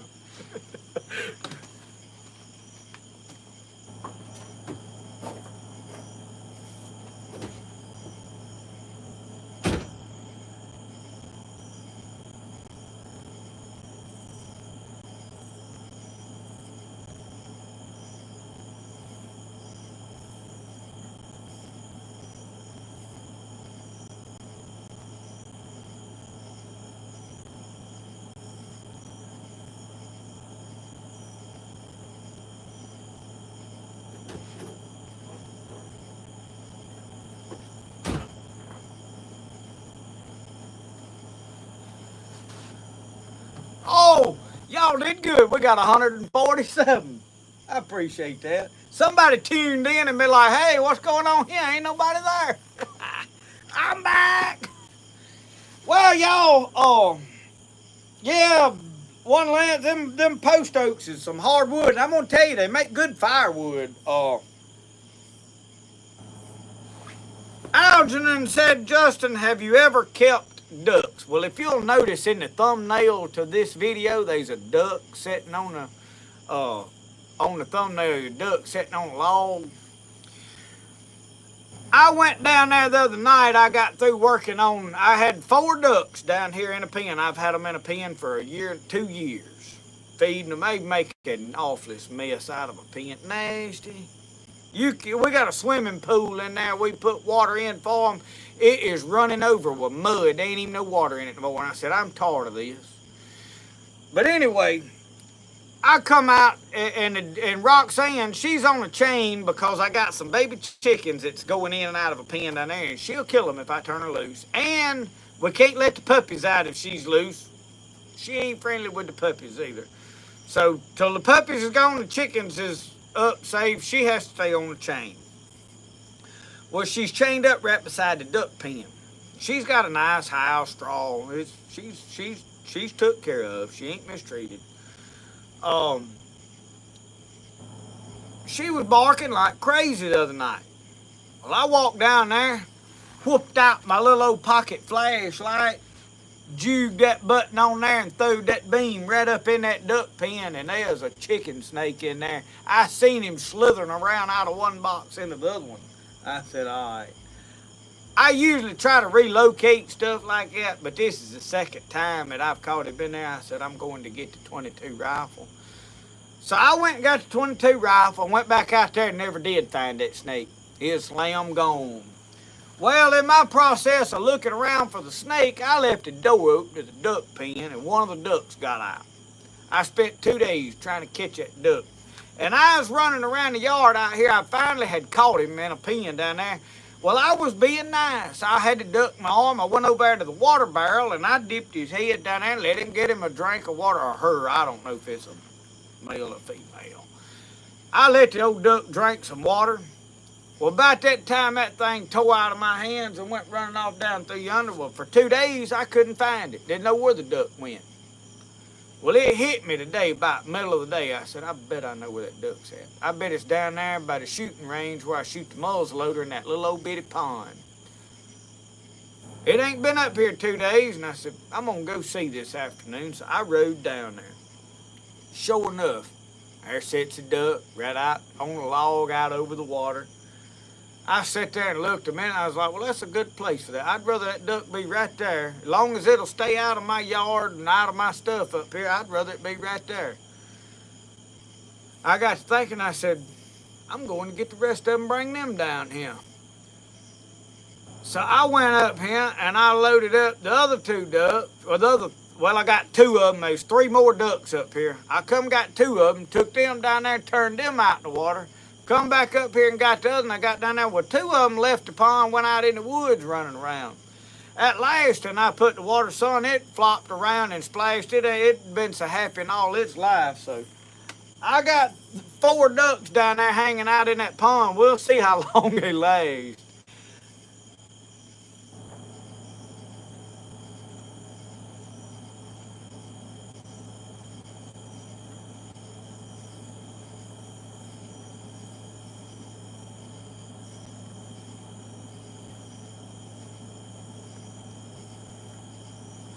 Yeah, Magnolia Mama, the little white puppy is going with its sister. Miss Judy Plumley has laid claim to both puppies. So both puppies is going to Virginia, West Virginia, somewhere up there. Oh, I may try to get some more before too long. Brody has done got attached to these 2 little puppies. He's gonna miss them, but I'm thinking about trying to get a Jack Russell probably, and get a female later on when Brody's a little bigger. Our problem is Roxanne. She's having a female in her. She don't like other female dogs. Now her and Rosco get along fine. So I don't know how that'll work. Well, Tommy, glad you could join us. We figured if after we talked about you, you'd have showed up, but it's almost 9. You're a little early tonight. It ain't quite 9 o'clock yet. You watch stopped on you or something?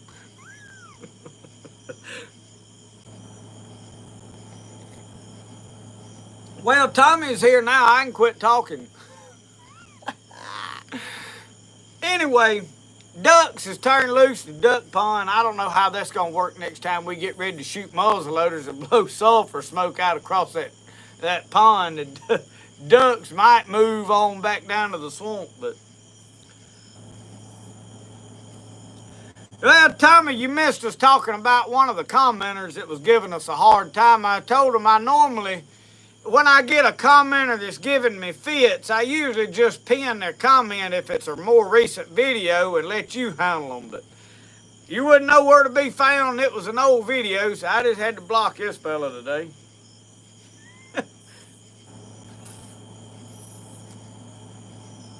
But Magnolia Mama, whenever we when I get one thing, I want to get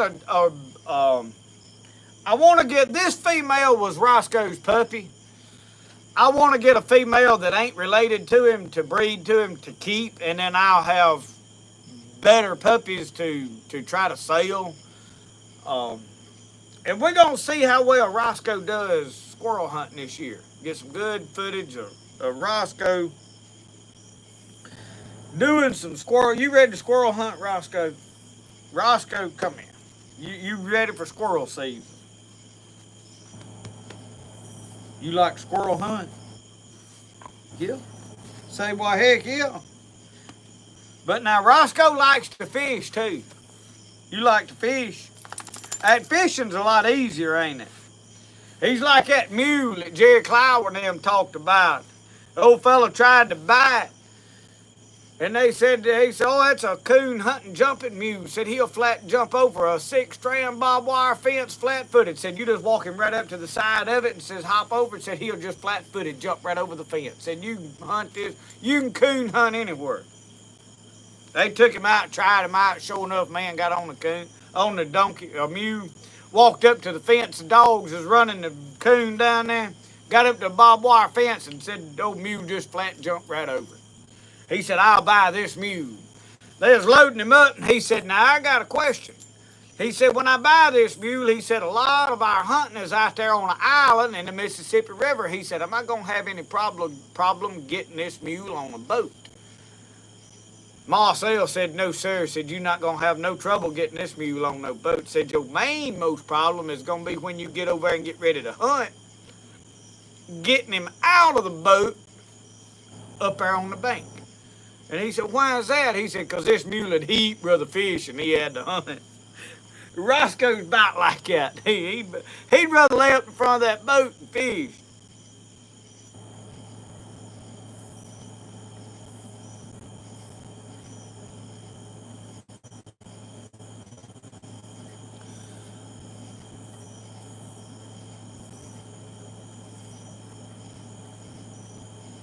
Ricky Johnson, I don't really know what Roscoe is. Roscoe is more of a mutt than anything. I don't know. I know breed dog, and that's what we got him. Neighbor had him. They was a solid black. We call them a feist. It was just a small dog of some kind. Showed up, bred that man's dog, and left, and they ain't seen him since. And all the puppies looked very similar to Roscoe. They were, some of them, one of them was more brown. There was another female that looked just like him. And then there was him, and then there was another female that was brown and white. And I wanted a male dog, so I got Roscoe. And after that,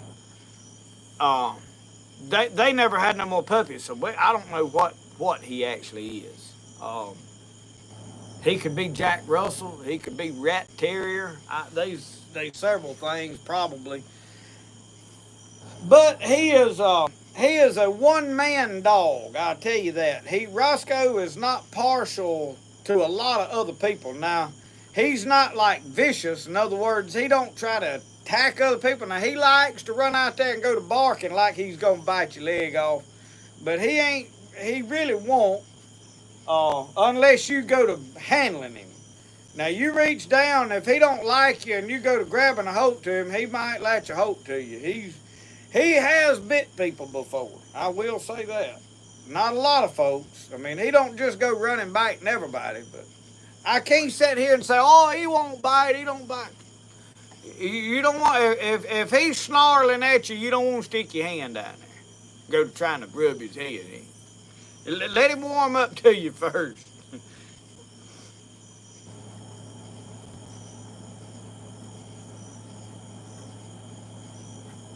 So anyway, somebody said I'm breaking up.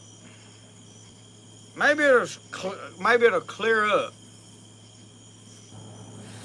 David, talking about watching movies, y'all, I have got back to watching the series, The Mountain Men, you know, with Tom Moore and Eustace, and I went back to season 2. It's on one of these streaming things. I'll be honest with y'all.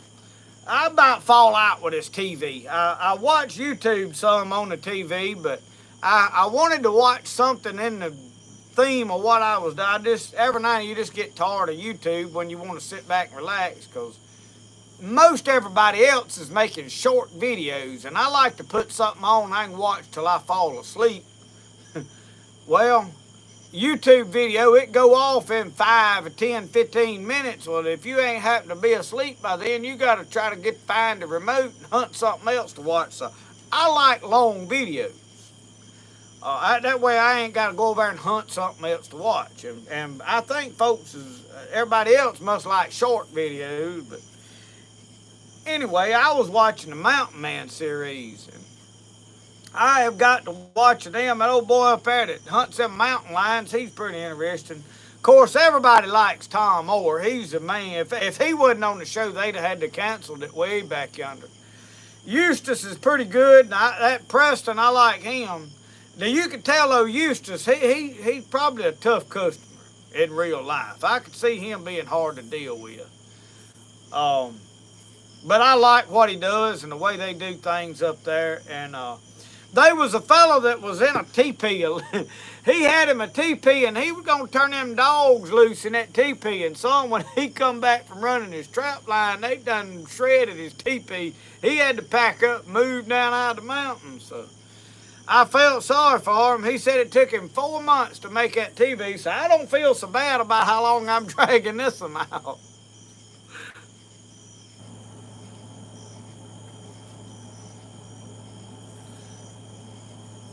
I think everybody probably that watches this has watched Mountain Men on that. But I'm going to tell y'all, talking about the TV, I can't find nothing else on there fit to watch. You go to scrolling through TV shows and Netflix and Amazon and I don't know what all that we got, Tubi and Peacock and I don't know what all on there. And you Disney Plus, if you don't go back and find some old movies that you know something about, you turn some of this new stuff on, man, you'll have your eyes full before you can spit. I mean, they like to show you stuff, and then they gonna get on here and turn me off, you know. I tell you what, YouTube don't want to turn on none of that stuff and go to looking at it, because they would come unhinged. Yeah, the commercials ain't no better. I mean, the commercials come on. You got to grab the kids and cover their eyes up. Go, oh, look at that. That's why I'm homeschooling mine. I think I got a better judgment of what I want them to be partaking in and getting comfortable with. Am I doing any leather work? I am making all my sheaths, but that is really about it right now. As we get cooler weather, I am going to make some other products. I wanted, if I find me a source for buying buckskin at an affordable price, I would like to make some buckskin shirts and sell them. Problem is you can't hardly find a buckskin hide for less.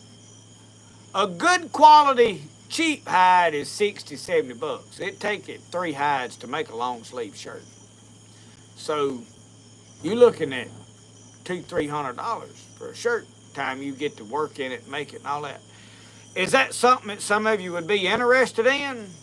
I don't mind doing it. I can sew them with that leather sewing machine right there now. Uh, I am thinking about making some bags. My intentions is this, as I'm really not happy with the quality I'm coming out with my tanning right now. I'm going to perfect it. I'm going to get it to an art. I'm going to try to have, now that Michelle is handling more of the pottery and I can do my own thing and make money doing it, if I can perfect the hide tanning, and I will, it just may take me, I don't know when that'll happen, but when I'm happy with it, I'm like, okay, I got me a system down that I like the quality of stuff I'm producing. And I would love to do natural brain tan stuff. However, I'll probably have to do commercial tan products because to really come out with a product that you're comfortable with selling to somebody and not worried about bugs eating it up, just about has to have a chemical in it to make sure it is properly tanned. You can do it with brains. I don't know if I'm good enough to do it. Let's put it that way. And I'm not right now. I don't know if I will get that good. We'll see. But I wanted to tan my own fur and do a lot of trapping because when I go to this new property, I have not laid eyes on this deer camp property I joined. But if I can run traps on it and trap coyotes and such as that, then I may make some odd and end hats, fur stuff out of those hides. As I kill deer and tan deer hides, yes, we may start making some buckskin bags, products. I don't know. But speaking of bags, I can buy some hides from Tandy Leather, from Glacier Works, Crazy Crow. I mean, if somebody's like, hey, I want you to make a bag, I know I tell you, let me put it like this. Let me do it this way. I know I'm going to make me a new bag. I've got some very nice bags. I've been given some bags. I've been toting that old beaver bag. I think I'm going to retire it. For the main reason it's a good bag, I want to make me something else. I want to make something. So let me take one of my hides and make me a bag, and let's see what I come up with and how it turns out. And I'm going to make it and stitch everything on this leather sewing machine. For those of you that don't know, it's a leather sewing machine right there. And I've been sewing canvas with it, and I've gotten pretty decent with the thing. It works really good. So I'm gonna make some bags. Let me make me one, see how it turns out, and then see how much work's in it, how much material's in it, get us a price on them. I don't want to try to rob people with my prices. I have to make money at what I'm doing because it's a lot of artwork. There's a lot of work to it. There's a lot of acquiring. A lot of the money, if you got to go buy the hides, is in the price of the hide. Now, if I make buckskin, good Lord, y'all, you're talking about a lot of work in it. For the money, it ain't worth it. So we're going to have to figure out somewhere where we get a happy medium. Otherwise, the stuff's going to be so expensive you can't afford to buy it. And I don't want to do that. I really feel guilty sometimes about the price I'm putting on knives. But then whenever PayPal gets a part of it, shipping gets a part of it, all this stuff, and then when I'm left with what I got to pay tithes at the church on it. I got to pay taxes on it. Well, there ain't much left. That is why stuff costs so much. Small business, it costs a lot to run small business. So I'm trying to find that happy medium. So yeah, asking about bags, there'll be some in before too awful long.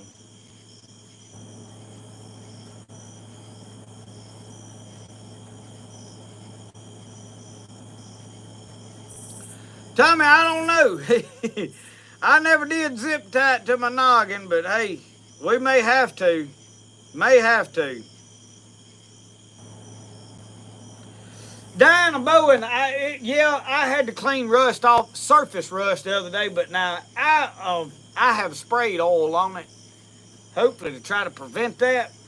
Now I have not dissected it to see, but yeah, we have high humidity. Rust is a problem out here, so I really hadn't got over there in the last couple of weeks to see what kind of shape it's in, for truth's told.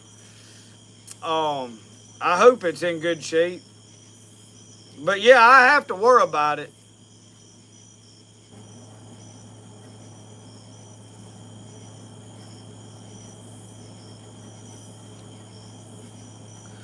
Jerome Smith, I'd love to have it.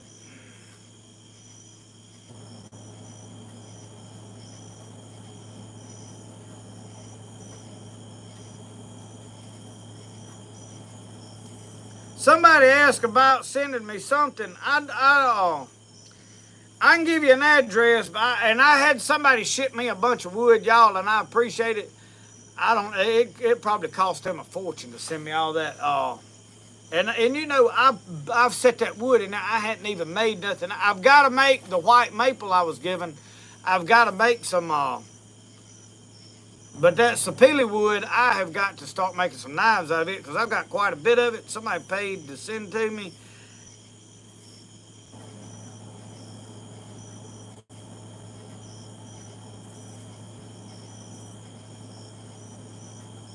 What are y'all talking about with epoxy?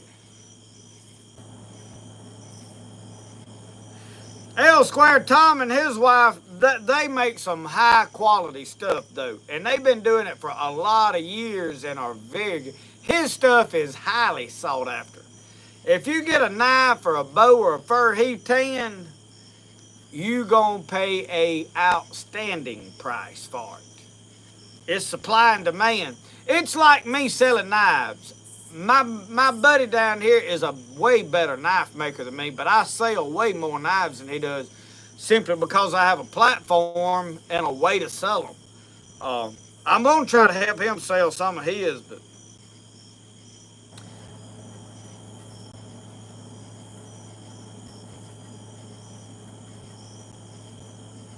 I'm gonna try to make y'all get some bags. As I make stuff like that, I'll probably just put it on the Etsy store. For starters, I may show it on Facebook. You can ask about it there. I don't know how I'll do it. Oh yeah, gluing the night vision on Tommy with the epoxy. Yeah, roof and tacks, tack it to my head. I'm with y'all now. I jump from one comment to the other, so it's hard for me to stay.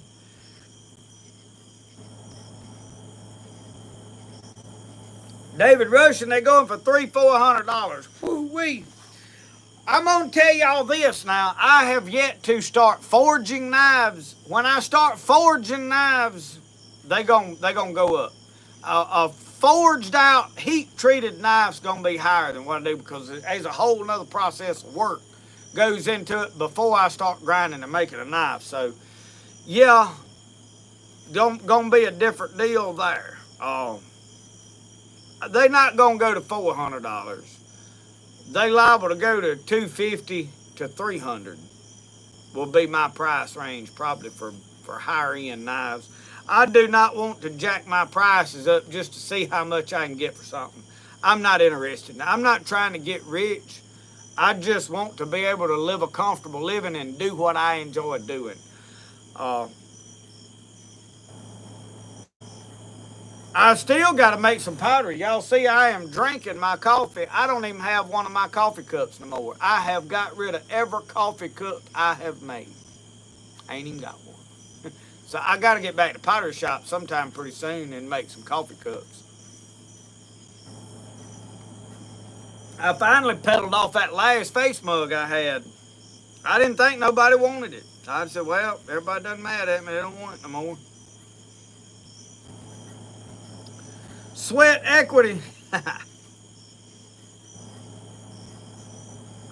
Mike Reeves, happy birthday, brother. When we going catfishing? When we going catfishing? You need to line us up on a catfishing trip.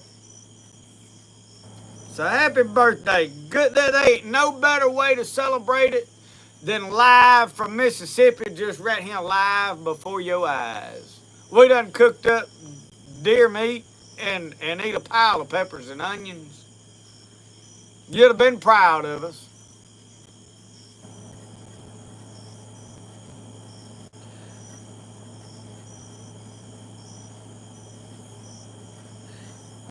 I gotta get some face mugs made and get them in some flat different colors and stuff.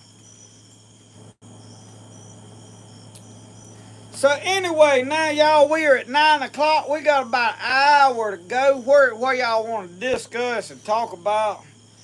Sing happy birthday to him. Happy birthday to you. Happy birthday to you. Happy birthday, dear Mike Reeves. Happy birthday to you. And y'all don't know this, but it's actually brother Mike Reeves. Uh-oh. So anyway, y'all, how many of y'all's got kids watching it? Kids, how y'all doing? I know there's one little girl watches usually every night. I ain't seen Huckleberry on here, but they got a little girl, a granddaughter, somebody usually watching likes the television. And I don't know what he's watching. And I don't know what all he gets glued to in there. Maybe we'll get Brody out here in a little while if he's in any kids, but I like for the kids that like to watch. I know there's a lot of kids that watch. There's a lot of dogs that watch, y'all. I bet Gideon's watching. We've named a knife Gideon, but there's a Rottweiler named Gideon that watches pretty regular. And I can't think of the other dog's name. Somebody sent me a video of another dog that was, I mean, dialed in watching.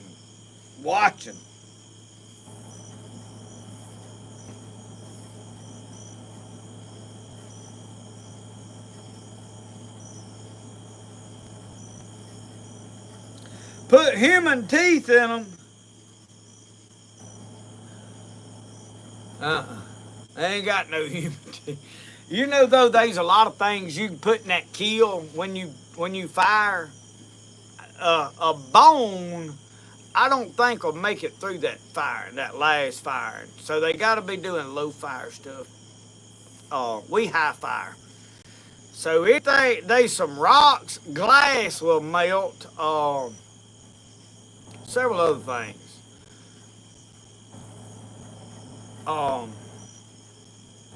But I don't think you can. I don't know. I'm curious now. I tried to make some knife sharpeners out of ceramic, but they didn't. Layla likes Rosco. There's a dog named Layla. I get a dog, or is it a girl? Maybe the grandyoungins. I better watch what I say. I'll be done offended somebody. There is a lot of dogs that do like to watch this channel, y'all. I don't know why. I don't know if it's my voice or if they see Rosco and they like Rosco. I'm trying to think now who sent me a picture or tagged on Facebook their dog watching. Because the Estes, they got a Rottweiler named Gideon. I remember him. And there was another dog that was watching the other day. I don't remember what it was now. I'm sorry. I can't remember nothing. My memory's terrible. Oh, he glued a bin after fire, and that makes sense. I had a man call me one day. He said, I want you to make me a coffee cup, but I want it to have a bowl on there where I can smoke while I'm drinking. I was tempted just to see if I could do it, but my wife was like, you can't make that. And I said, no, I don't need to do that. But I was curious if I could. Scalding all them victuals. Well, Tommy, are you coming back this year when we I'm going to throw a scald on a stew here before 2 got off. Let it cool off a little bit. And we're going to pull out some of them tomatoes I canned that all them city folks told me I didn't water bath them, they wasn't going to last. But we're going to make a stew out of them. Yeah.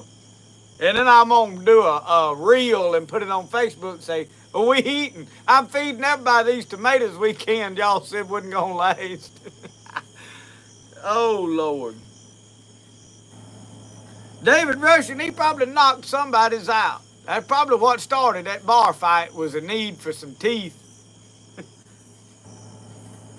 Dog watches Rosco all the time. Joe, we cooked deer meat.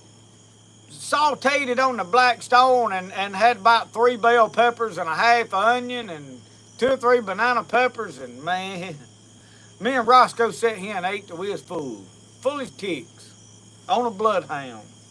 Big gray juicy tick. Cause I got a gray shirt on. Y'all like these thrift store shirts? I don't know. I got a whole pile of these shirts with this logo on there. It says, "Save the Earth, Ride a Horse." And it's got a horse on green earth. I don't know. They come from a thrift store somewhere. I got a sack full of them. And there's a lot of people asking, "What's that logo mean?" I'm like, "I don't know." Me not know. Oh, Lord. I tell y'all though what happened. I messed up big time this week. Right before we left yesterday to leave, I had a few minutes. I was drinking my coffee, done some reading out on the front porch, and I was sitting there watching, pulled up some YouTube. I got 2 or 3 channels that in the morning I'll try to look at a little.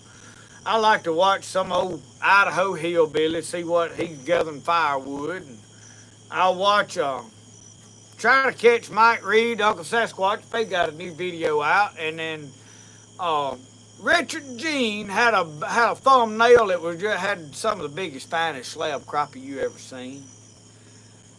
And I messed up and turned that video on and watched Richard Jean catch some crappie. And y'all, I have done got the itch. I mean.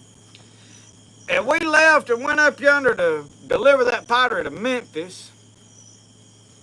And I drove right by Sardis, Enid, Grenada, Arcabuckle Lake. I mean, I drove right up beside every one of them. Looked out there at them and thought, boy, they probably crappie in there just calling my name. We made a loop on around, though. I didn't get to fish, but I seen more boats up and down the road, and boy, I done got fishing fever. Done got to wanting to go fishing. We went up 55 to Memphis, and we come back down 45 and went over there and wasn't far. I seen where you turn off to go to the Tom Big River. Y'all, I done got that fishing itch. And I was in a thrift store up there, and I found me some red LED strip lights. I had put that Temu set of lights on there. Well, they didn't last long. I ain't scared to tell you. Temu lights didn't last in that boat. They come apart. Wouldn't work. I pulled them out. So these are a 48-inch red. I'm going to put a red one 48 inches on either side of the inside of that War Eagle. I got it where to kick up now. Just pulled the trim pin out. It's going to kick up. I think I can run that War Eagle down there in the swamp. Park that John boat. We'll have a good foot control trolling motor. We'll be on them crappie now. And I got one of them green lights you can drop in the water. And I had thought about after I watched old Richard Jean catching them fish. He went and caught his minnows right out of the lake, out of the river over there. I guess he was probably in Gunnersville or somewhere.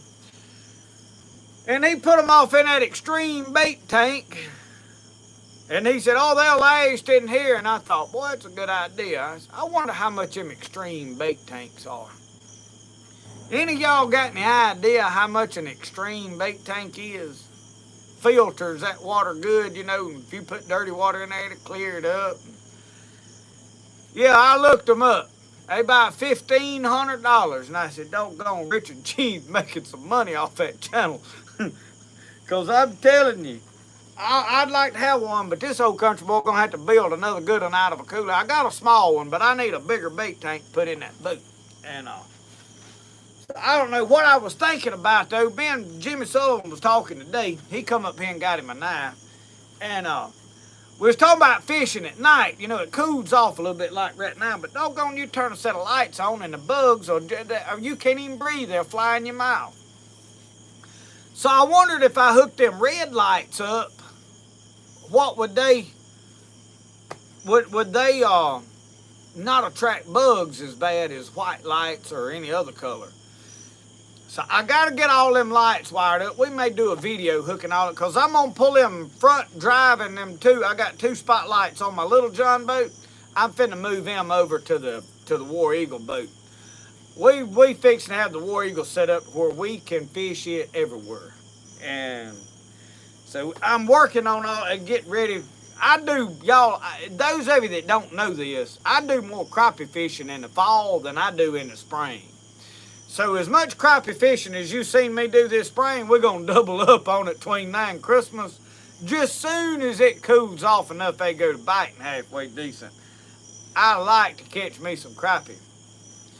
Unfortunately, I'm too clumsy to catch them, according to that commenter today that was really getting on me. He said I like to put my buddy's eye out with a fishing pole.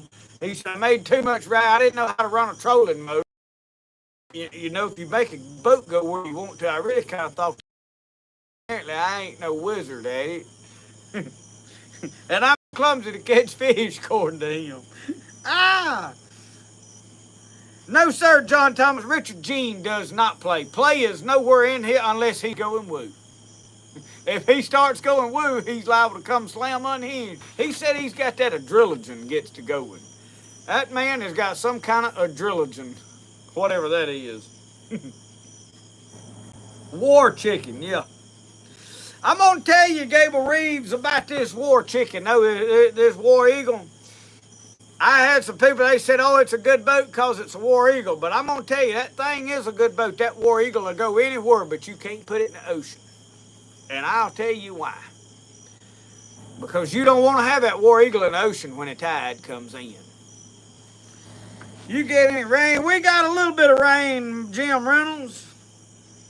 Little bit of rain.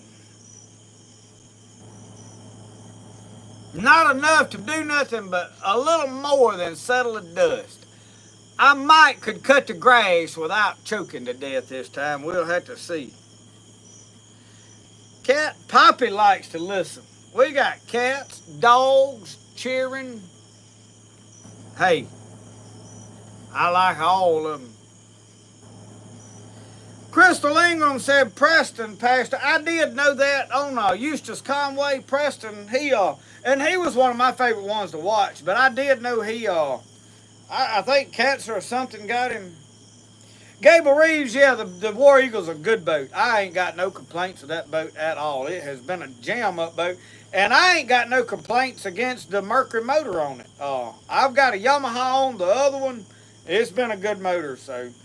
You know, a lot of stuff people, I guess a lot of us truck guys, you know, Ford, Chevrolet, Dodge. I ain't no big fan of Dodge. I've always drove Chevrolets. I've drove a couple of Fords.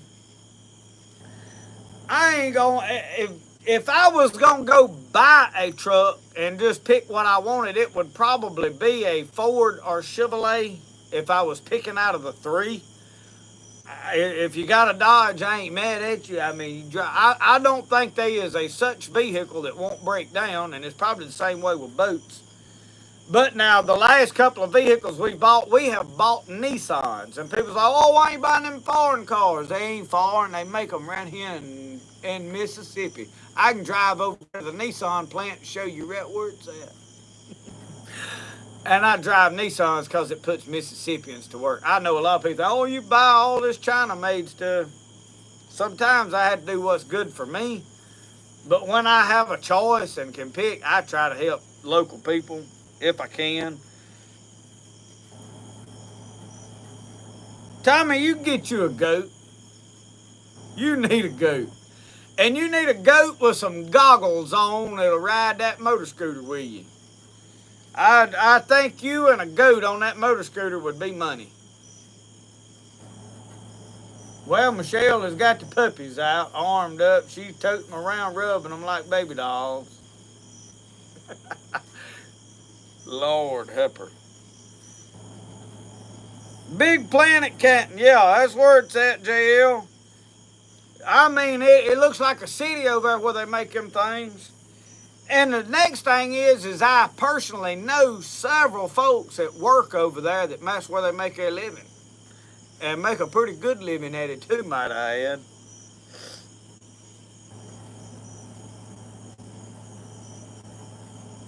Harold Neely, if me and my wife's talked about going to Montana sightseeing or Idaho or if you watch your Idaho hillbilly, now he don't want you to come up there and live nowhere close to him, which I don't blame him.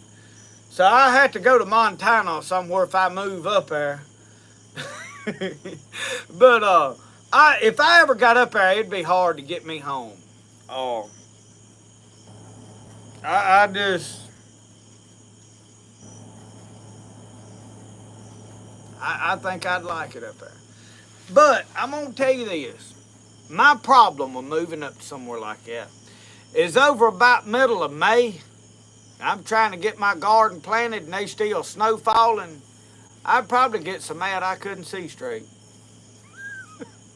I like my gardening, and I say every year, I ain't planting this much next year. It's too hot time. It's time to pick it. The weeds take it, and I don't feel like out here pulling weeds. I'm going to tell y'all what I'm going to do. I experiment every year. And I've tried cover crops. I've tried to put straw. I have tried to like it. I have tried to put pine straw, grass clippings, leaf litter. I've tried all this stuff. And I'm going to tell you, I'm tired of fighting bugs over that. I ain't putting nothing else like that in my gardens. Nothing else in my beds. I want dirt alone. Next year, my experimentation is going to be, I'm probably going to get some, eliminate them weeds. A little money and make it easy for you. Thinking about going all out and putting drip tape down. Would I be a hypocrite if I did all that? L Square, yeah, Matt is a really good guy. I don't comment on their stuff a lot because, as like people that watch us, we watch them a lot on TV. And they get so many comments. If you do comment, it's rare that they can reply to it. You just cannot keep up with all these comments. But Matt watches our videos. And Matt's got a knife I sent him. And he has helped me sell several knives and helped get us a lot of subscribers by wearing my shirts on his channel. But they are really good people. And when we leave and go this weekend, we're leaving Monday. And we're going probably through northeast Alabama over into Georgia and turn and go up into Bryson City, into Cherokee, some of that way. And we're going to meet Miss Judy Plumley and take her the puppies. And we're going to try to beat them halfway. And I'm doing that on purpose to take Brody. We're going to ride around, sightsee in the mountains. I got Michelle's pottery cup, her coffee cup from Alewife Pottery got broke. I want to take her back to Alewife Pottery, let her buy her a new coffee cup. May get me another new one. I've got an Alewife Pottery cup. I may get me another new one. We're going to ramble around, sightsee thrift stores, not doing no tourist stuff. I would love to stop and see Matt and them, but I'm not going to try to get up with them and go barge in on them. But yeah, they are good people. And Michelle, we watch a lot of their stuff on Michelle's channel on the TV in there in the bedroom. She watches Tipper all the time, cooking and doing all that kind of stuff. And we watch the Presley girls too. And they are, that is y'all, they really great people. And if you're not watching Celebrating Appalachia, it's a really good homesteading type channel. If you like that kind of stuff.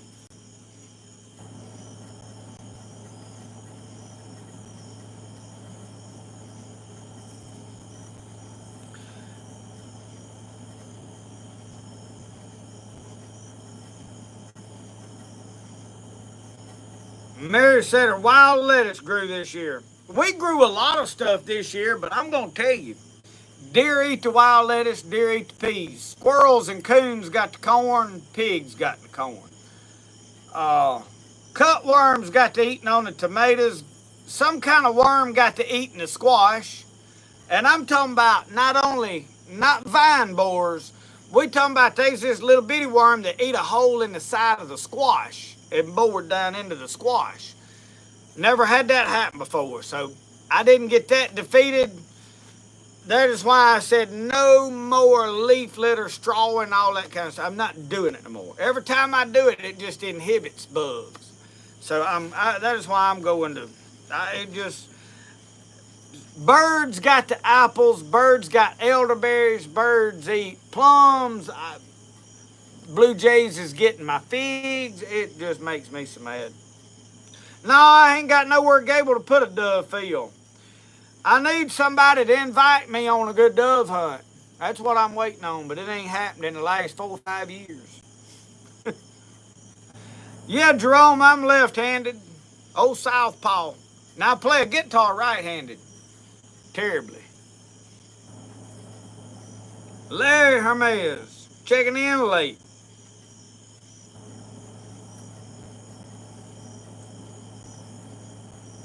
Harold Neely said he didn't want to be within 100 miles of nobody. I agree with you. I'll take 30 or 40 at least. Because that way you can walk around and do what you want to do without tripping over somebody in the woods.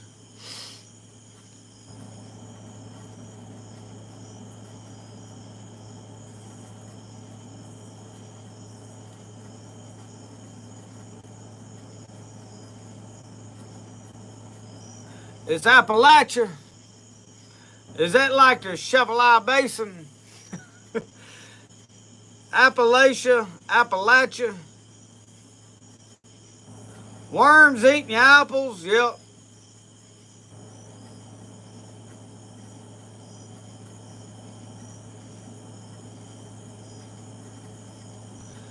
Well, we going up there, Chris, to visit and see them and check them out. I'd rather go to the mountains than anywhere. We like to go to the beach every now and then.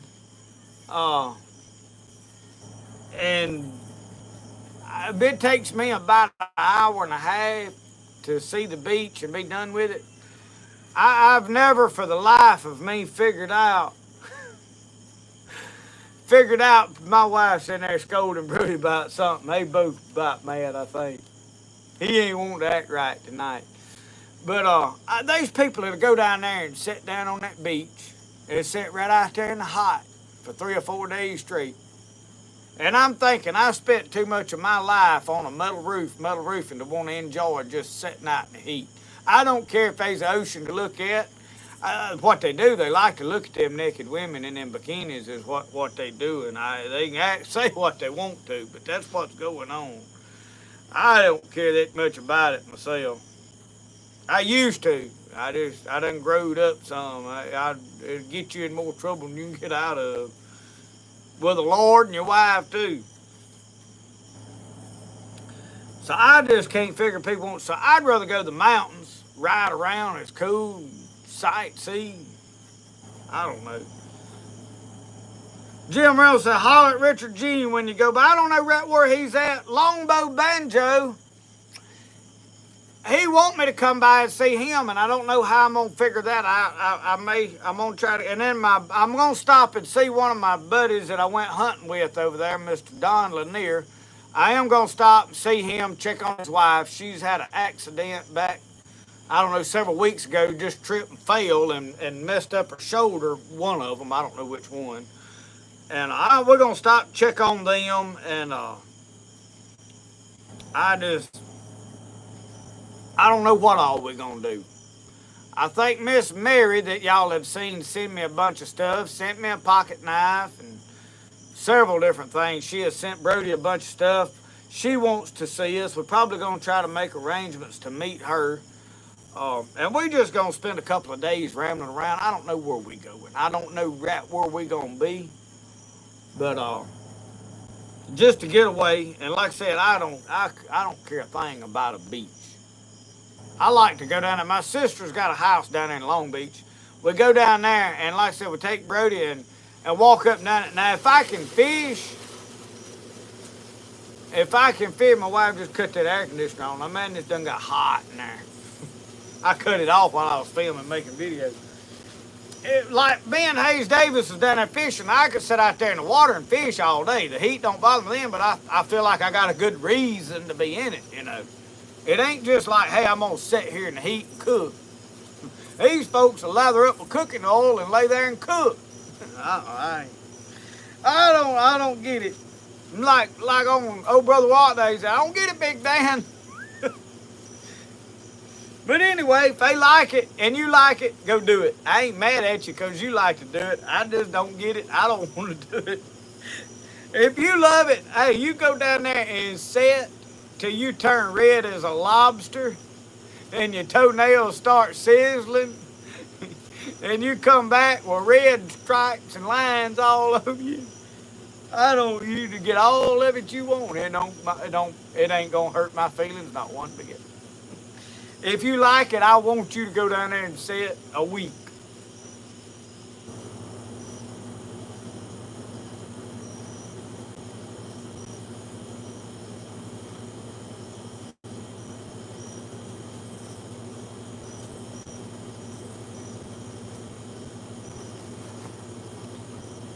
Ho, ho, ho. If you make it to Maggie Valley, check on them prices on them nice looking Frontier jackets up there and let me know. Larry, I will do that. We are probably going to go through Maggie Valley. I like Maggie Valley and I'll probably stop there. Usually some of them buckskin jackets and stuff, you used to could get them. Michelle seen some up towards Branson, Missouri, up in that way, and she said they was like $150. I can't make one for $150, so I will see. I may wind up buying me one.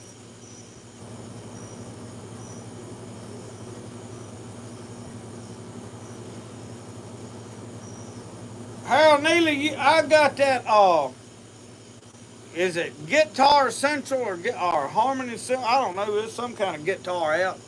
You can find the chords on there. The Wheels Through Time Museum, I may have to check that out. I don't know what all we're gonna do. I like to stop at them chainsaw carving places. One of these days I'm gonna find me an Indian head. I'd love to have a whole wooden Indian stand up over here. I'm sure somebody will find a reason to be offended about it, but that's what we call it. It's a wooden Indian, cigar store Indian. You stand on by I want one for out here on this back porch. I'd like to have one on the front porch. Um, but I definitely, if I probably can't afford nothing but the Indian head. If I ever find one I can afford, I want one. I always stop and look. But they interested in carving bears and such as that. I guess because people get so offended about that Native American type stuff. And I don't understand it. We grew up loving the Native American heritage and stuff. We weren't taught that they were less than us or that we didn't like them. We thought, okay, I'm sure somebody will be offended. I'm going to say it anyway. We used to do something clever and call that's an old Indian trick. Well, that meant that it was smart. That didn't mean it derogatory. And you say stuff like that and people get all worked up and mad about it. Well, we watched the cowboy and Indian movies because we loved the Indians. I mean, it was an allure to all of that life that we loved. We didn't hate either one of them, And I think a lot of the bigotry nowadays are it's not the bigotry.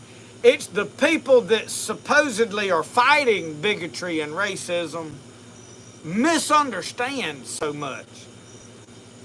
A lot of, especially with the Native Americans, now I don't know when you get into other cultures, and there is racism. I ain't trying to say there ain't, but when you look at the way that the Native Americans were portrayed in movies and stuff, a lot of us kids growing up celebrated them.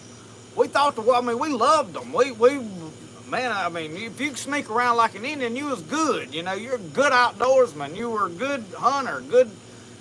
So I don't know. A lot of people, I think they get carried away with stuff trying to be too politically correct to the point that they have really done the Native American an injustice and robbed them of a lot of the people celebrating their heritage.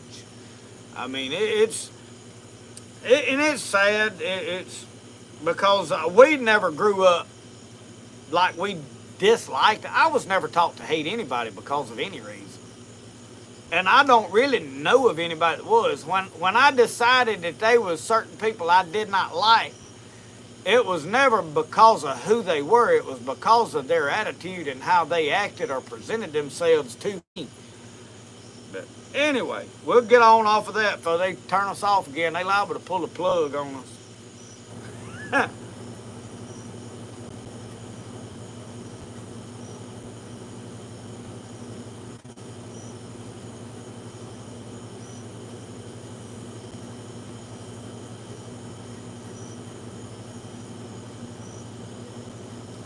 Uncle Sasquatch, are you for real?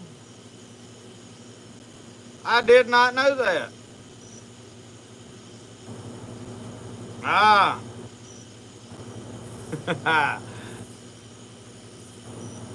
I misread it. I'm with you now. Oh, Lord.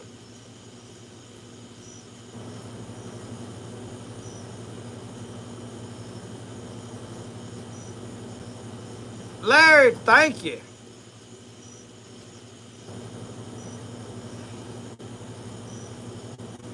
I, um, I was told at one time there were some Native American in one of my families, and I wanted it was told that it was Choctaw.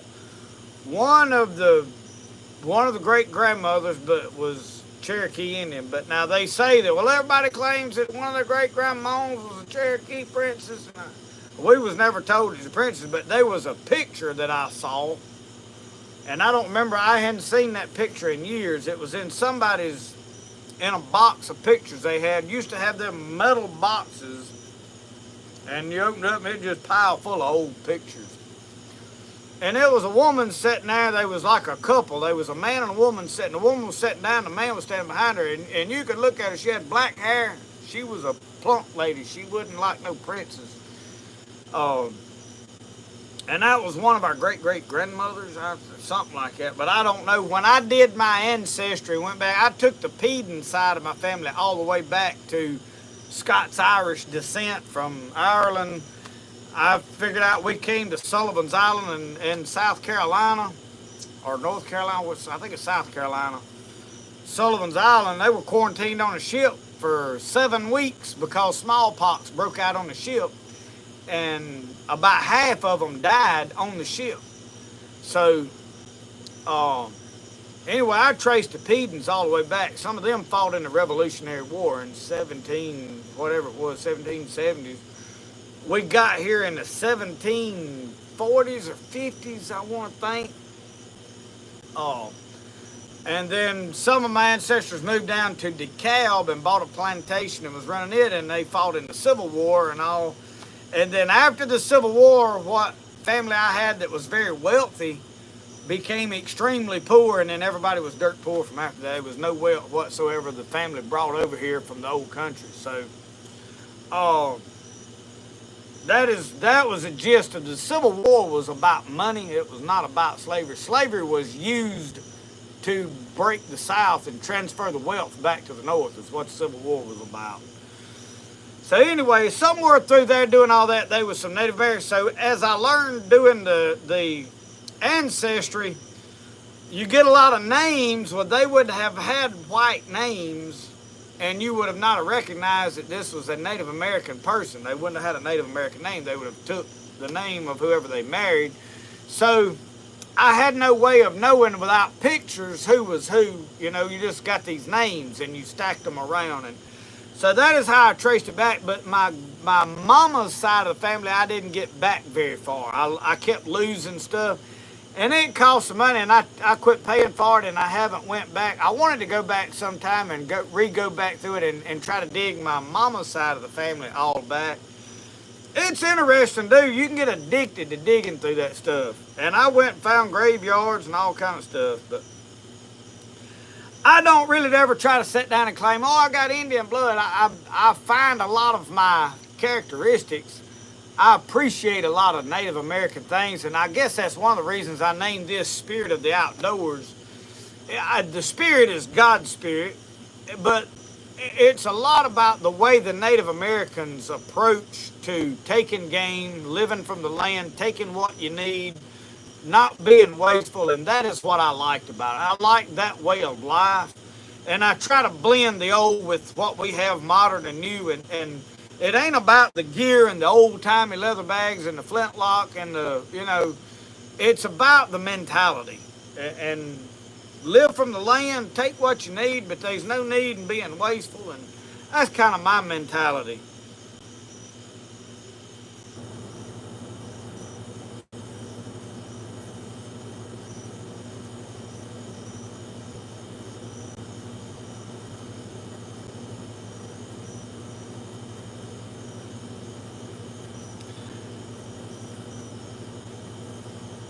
Charlie Pickerel, good to see you tonight, my brother. Call me sometime, Mr. Charlie. I hadn't talked to you in a while. I need to check, see how you doing. I get so busy, I don't think to call, but don't hesitate to reach out to me. Y'all say a prayer for Mr. Charlie. He's fighting some struggles in life with some of these old things that get on our body that don't want to turn us loose, and we say a prayer for Mr. Charlie Pickerel, y'all. Keep him in your prayers.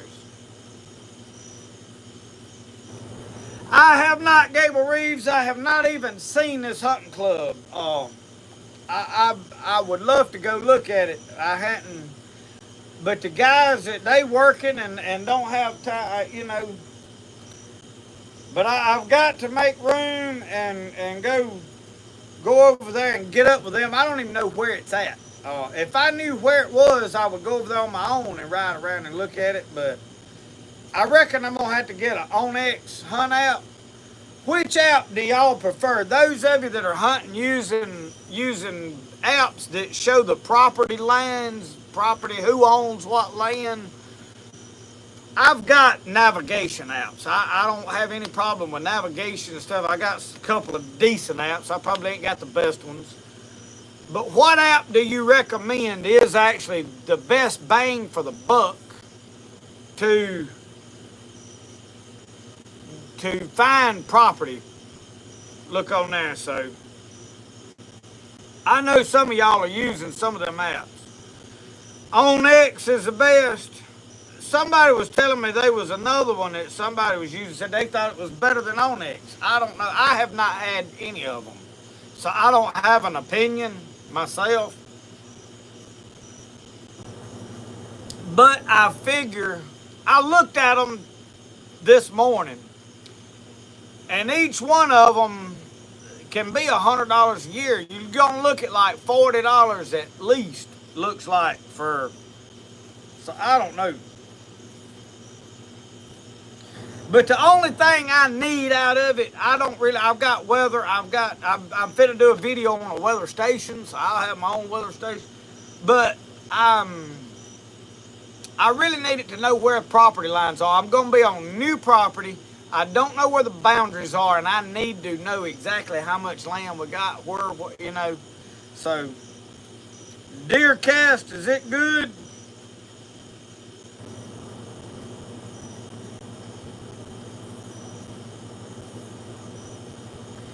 Ricky Johnson, I have not shot my muzzleloader anymore. Uncle Sasquatch sent me some pillow ticking patch material. I've been trying to get money made to go on this trip and get all this done. I hadn't took time to go sit down and film. I may make some of that happen. I don't know. Tomorrow I'm wanting to walk back down here in the swamp and check on my pawpaw trees. I know where there are some pawpaw trees. I feel like the raccoons have probably raided them if they anywhere close to right. I wanted to walk down there and see if I could find them. Well, I know I can find them, but see what was on them. And just do some exploring and walk around and see what I see this time of year in the swamp. Because the water's low, I know I can cross the creek. But I might have time tomorrow to film shooting the muzzleloader a couple times. I would love to get that video made. Because I need a couple of videos filmed to put out while we are gone. I will be next week, y'all, while I am in the mountains. I'll film some stuff. There'll be some rough edited videos come out. They won't be high quality editing. I'll probably edit them on my phone, post them. I don't know how much service I'll have to upload them. There's not a lot of service in the mountains. I may not can even upload one. So what we'll do is I'll try to film some while I'm up there, but I need to have a couple of videos filmed sitting here on the dock, uploaded, and just go in there and turn on. That way you have a few videos next week. Otherwise, you could be several days you don't get a video. Obviously, tomorrow I will film just in time. It'll be out Sunday, but I need to film some other stuff. So you'll have a lot of videos of me with the same suit of clothes on. That's how that works. Hunt stand.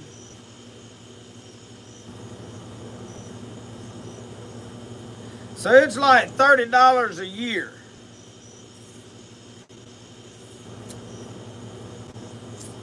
Larry, I hate to tell you this. I have not got them things out and shot them. We'd do it right now, but we can't do that on him. We found out last week that's a no-no. So me and Brody was gonna get them out and do them, but I've been in the road too much. And I tell you another thing, trying to make money, I have worked till the other night. My wife cooked them deer steaks. I cooked the rest of them. I come in, they was cold when I come in and eat them. It was 11 o'clock. I didn't realize it. I was trying to get some knives finished up so I could get them shipped the next morning. And then we had to leave, and I knew when I went to ship them, I had some other stuff I had to go do. And I got back and started some more now, and it just... So my apologies, I let it slip my mind. Is what they sitting in there right where I opened them. I set them on the table. I was like, Brody, we're gonna play with these. And I got too much going on.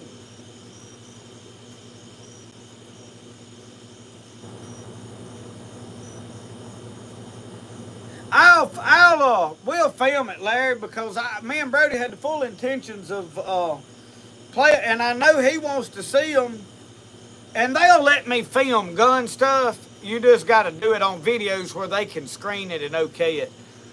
It's like I've told y'all a couple times, I understand the live deal, because you don't know what everybody's going to do. You don't know that everybody's going to be safe, and they don't have time to screen it. Somebody can do something stupid before they have time to filter it out and block it out, and it's on. So, I understand. I don't like it. I don't agree with it, but...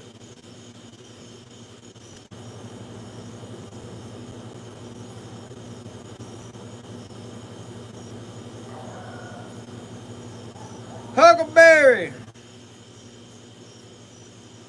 Huckleberry's merely watching. Huckleberry, I doubt I am going to Smoky Mountain Knife Works. And I'll tell you why. I like to go there. I like to go to the Coleman store. I like to go to the Lodge Cast Iron store. But I don't like to go in all that traffic. And I don't like to go into Pigeon Forge. There's too many folks, too much money spending, too many whatnots. I can order what I need from Smoky Mountain Knife Works, and it'll be at the house next week. They good about shipping stuff right on to you. And I am going to order me a knife sharpening rock. My dad has one over at the Skinning Rack. You've seen me use it probably. It's got 4 different grits of the diamond stone, and I want one put down here in my knife shop. I've got a Lansky's marble stone, but as far as me needing a knife, there ain't a knife up there I need. There's a lot I'd like to have, but yeah, I've been in there several times. And you get slam lost walking around Smoky Mountain Knife Works.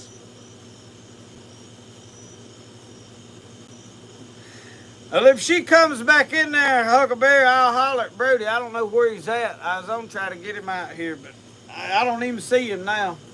Him and his mama was fussing and fighting in there a while ago. I don't know what was going on, but... Harold Neely, I got a buddy over here of mine that's got a crossbow, and there ain't nothing wrong with him. He said, I just got tired of fighting with it. He said, and I got a good bow. He said, but I wanted a crossbow. And he said, I'm going to tell you. He said, I don't know why I didn't do this earlier. He said, that thing is bad news. He said, you can shoot a deer. He said, that crossbow hits him before he hears that bow.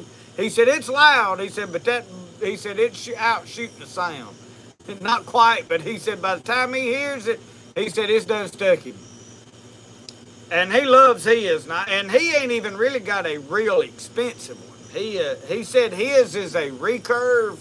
But it is not one of like the old cheap recurves. It is a better one. What did he say it was? It's one of the top of the line brands, but he got a recurve. He told me what it was. But anyway, he said that He said crossbow's the way to go. I like the old traditional bows. So, and I was going to talk about this last week, I think, before we got cut off. I got my recurve bow laying out here, my targets out there. I've been shooting a little bit here, there, and yonder, but I got to get I got Brody the Genesis bow. We backed it off. Brody can't pull it back. I told him he was going to have to start eating more than bread every now and then and tater chips. What the problem is. I backed it out about 5 rounds. I don't know how far. I didn't want to back it out till it come apart. I may could back it out some more. I'm a little nervous about it. But I'm thinking about getting my compound bow out and dialing it in, getting it dead on, and going hunting and making sure I get my first early deer with it. Once I kill a deer with my compound, put it up, and then die hard recurve bow hunt until I kill a deer with that recurve bow. And then my mission is going to be I want to shoot one with that 30-30 rifle. I want to kill one with a 30-30. So those are 3 goals for this year. And then obviously as we get on over into hunting season, I'm more of a meat hunter. I could always use an extra set of knife handle horns, you know, just. But my priority is I'm gonna put some meat up. I want to make some deer jerky. I have not made deer jerky on this channel, I don't think. I think one time I made some in the smokehouse. I would like to make some smoked sausage and stuff. So I'm looking for deer meat. I want deer meat for cooking videos, for whatever else I want to do to put up, to eat, whatever. So I really ain't going join the club to horn hunt, but I'm probably going to start out with a compound. I know a lot of people say, oh, if you shoot that compound, you ain't a real bow. I get all that, but I'm going to, that's probably my way of doing it. Excalibur, that sounds familiar, George Lynch. That may be what this old boy's got. He got something like that. It's got some kind of name.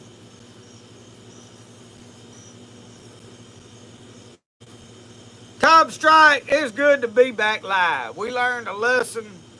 We won't be pulling out our pockets and emptying them on camera. We learned a lesson. That's a big no-no. YouTube don't like what's in my pockets.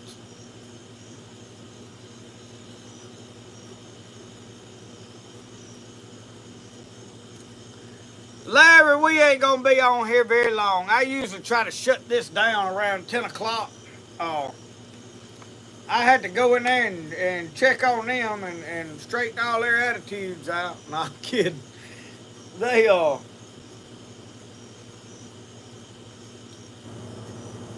Right now, Gable, I have got a diamond. I got a friend of mine, he told me for $300 he has got a small Matthews bow. I don't know what it is that he's trying to sell. My cousin has got a PSE. I started to try to buy it off of him. I like my little diamond bow. It's an older bow, but it's a small bow. It's a good shooting little bow. I've killed a couple of deer with it. And I like my little compound bow. I wanted to get into traditional archery. So here's what my cousin does. He's watched Fitzgerald and all these guys. He's took all his sights off of his bow. He's shooting a compound bow, just shooting it. Just like it's all on this shoot. I think he is using every. He told me, he said, just do it. He said, forget about them sights. I hadn't tried it yet. I told him, I said, let me get a hay bale. I'll probably lose all my arrows trying to get adjusted to it. But I'm going to tell you, you get a whole row of them pins up there for every 5 yards, and it gets confusing when that deer walks out and you start trying to figure out how far he is and which pin's what. Really, I got one buddy of mine, he said you need 1 pin. He said, give me 1 pin and forget all that other junk. He said, somebody give him a set of sights and they rigged his bow all up. He said he missed a deer right off a bat with it. He said, I pulled all that mess off and put my one pin back out there. He said, and I ain't missed a deer yet. Hey, you got to do what works for you. Just cause everybody else likes this and it's great and grand for them, you got to figure out what you like, what you want to hunt with, and that's what you go with. If you like a 50 BMG cannon and, you have at it. It's your deer. You blow as big a hole in him as you want. I don't care. I ain't got to eat it. I'll kill my own deer. That's how it works. Good night, y'all. Good night.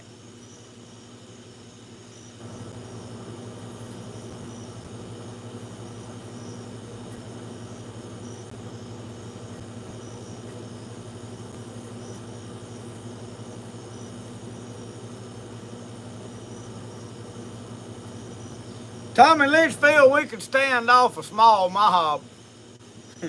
Speaking of mobs, I watched some protesters the other day. They was trying to dispatch and they was squirting them with water and all kind of stuff. Folks is commenting on there about how cruel they is handling them and all that. You know how all that gets. I said, I got an answer for any kind of protest. I mean, whatever side it is, I ain't caring about who's in the protest, but if there's a mob that needs to be dispatched, I got a bottle down yonder in the shed. Got about that much liquid in a hot sauce bottle, about yay big around, and it's about that deep, and an orangish yellow looking liquid from a lot of skunks that I have milked with a Tony Satchery syringe. Yes, sir. I promise you I could dispatch a mob. Easy. I wouldn't have to hurt not a soul. I promise you they'd go home. And if they didn't go home, they'd leave where they was at.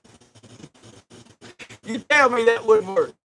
You don't want to get no bunch of good old boys up there trying to handle mob control and all that. I mean,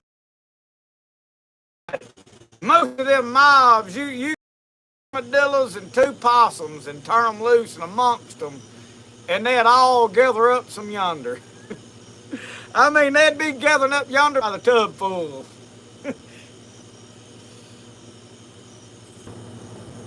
Well, y'all.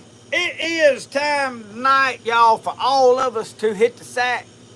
It has been great, grand. I have had a good time talking to everybody here. We managed to make it all the way through tonight without getting in trouble. So we've done good. We didn't get sent to the office tonight and get no paddling or nothing. I do appreciate all of you that have tuned in, sit here, watch. We still got 115 people watching at 3 hours into this, y'all. My hat's off to you. I really appreciate it. It means a lot to me. I love doing what I do. I love making knives. I appreciate all of you that have bought knives. If you want a knife, email me, justinpeden@gmail.com, or either message me on the Facebook page. I opened my personal Facebook, y'all, and I had friend requests from, oh, Lord, I don't get on there, y'all, a whole lot. I don't really post stuff on my personal page no more. Anything I do on Facebook is on Spirit of the Outdoors. That's about all I'm interested in. So you're not missing anything. I didn't accept your friend request because I'm probably not on there enough. I mean, if you message me on my personal Facebook, I don't hardly ever see that either. I'm on the Spirit of the Outdoors page, so you can message me on Facebook there if you want a knife. Thank all of you for hanging out with us. We've had a good time. Remember, the best way to do things is the way you like to do it. We'll see y'all. Y'all have a good one. We'll see you next time.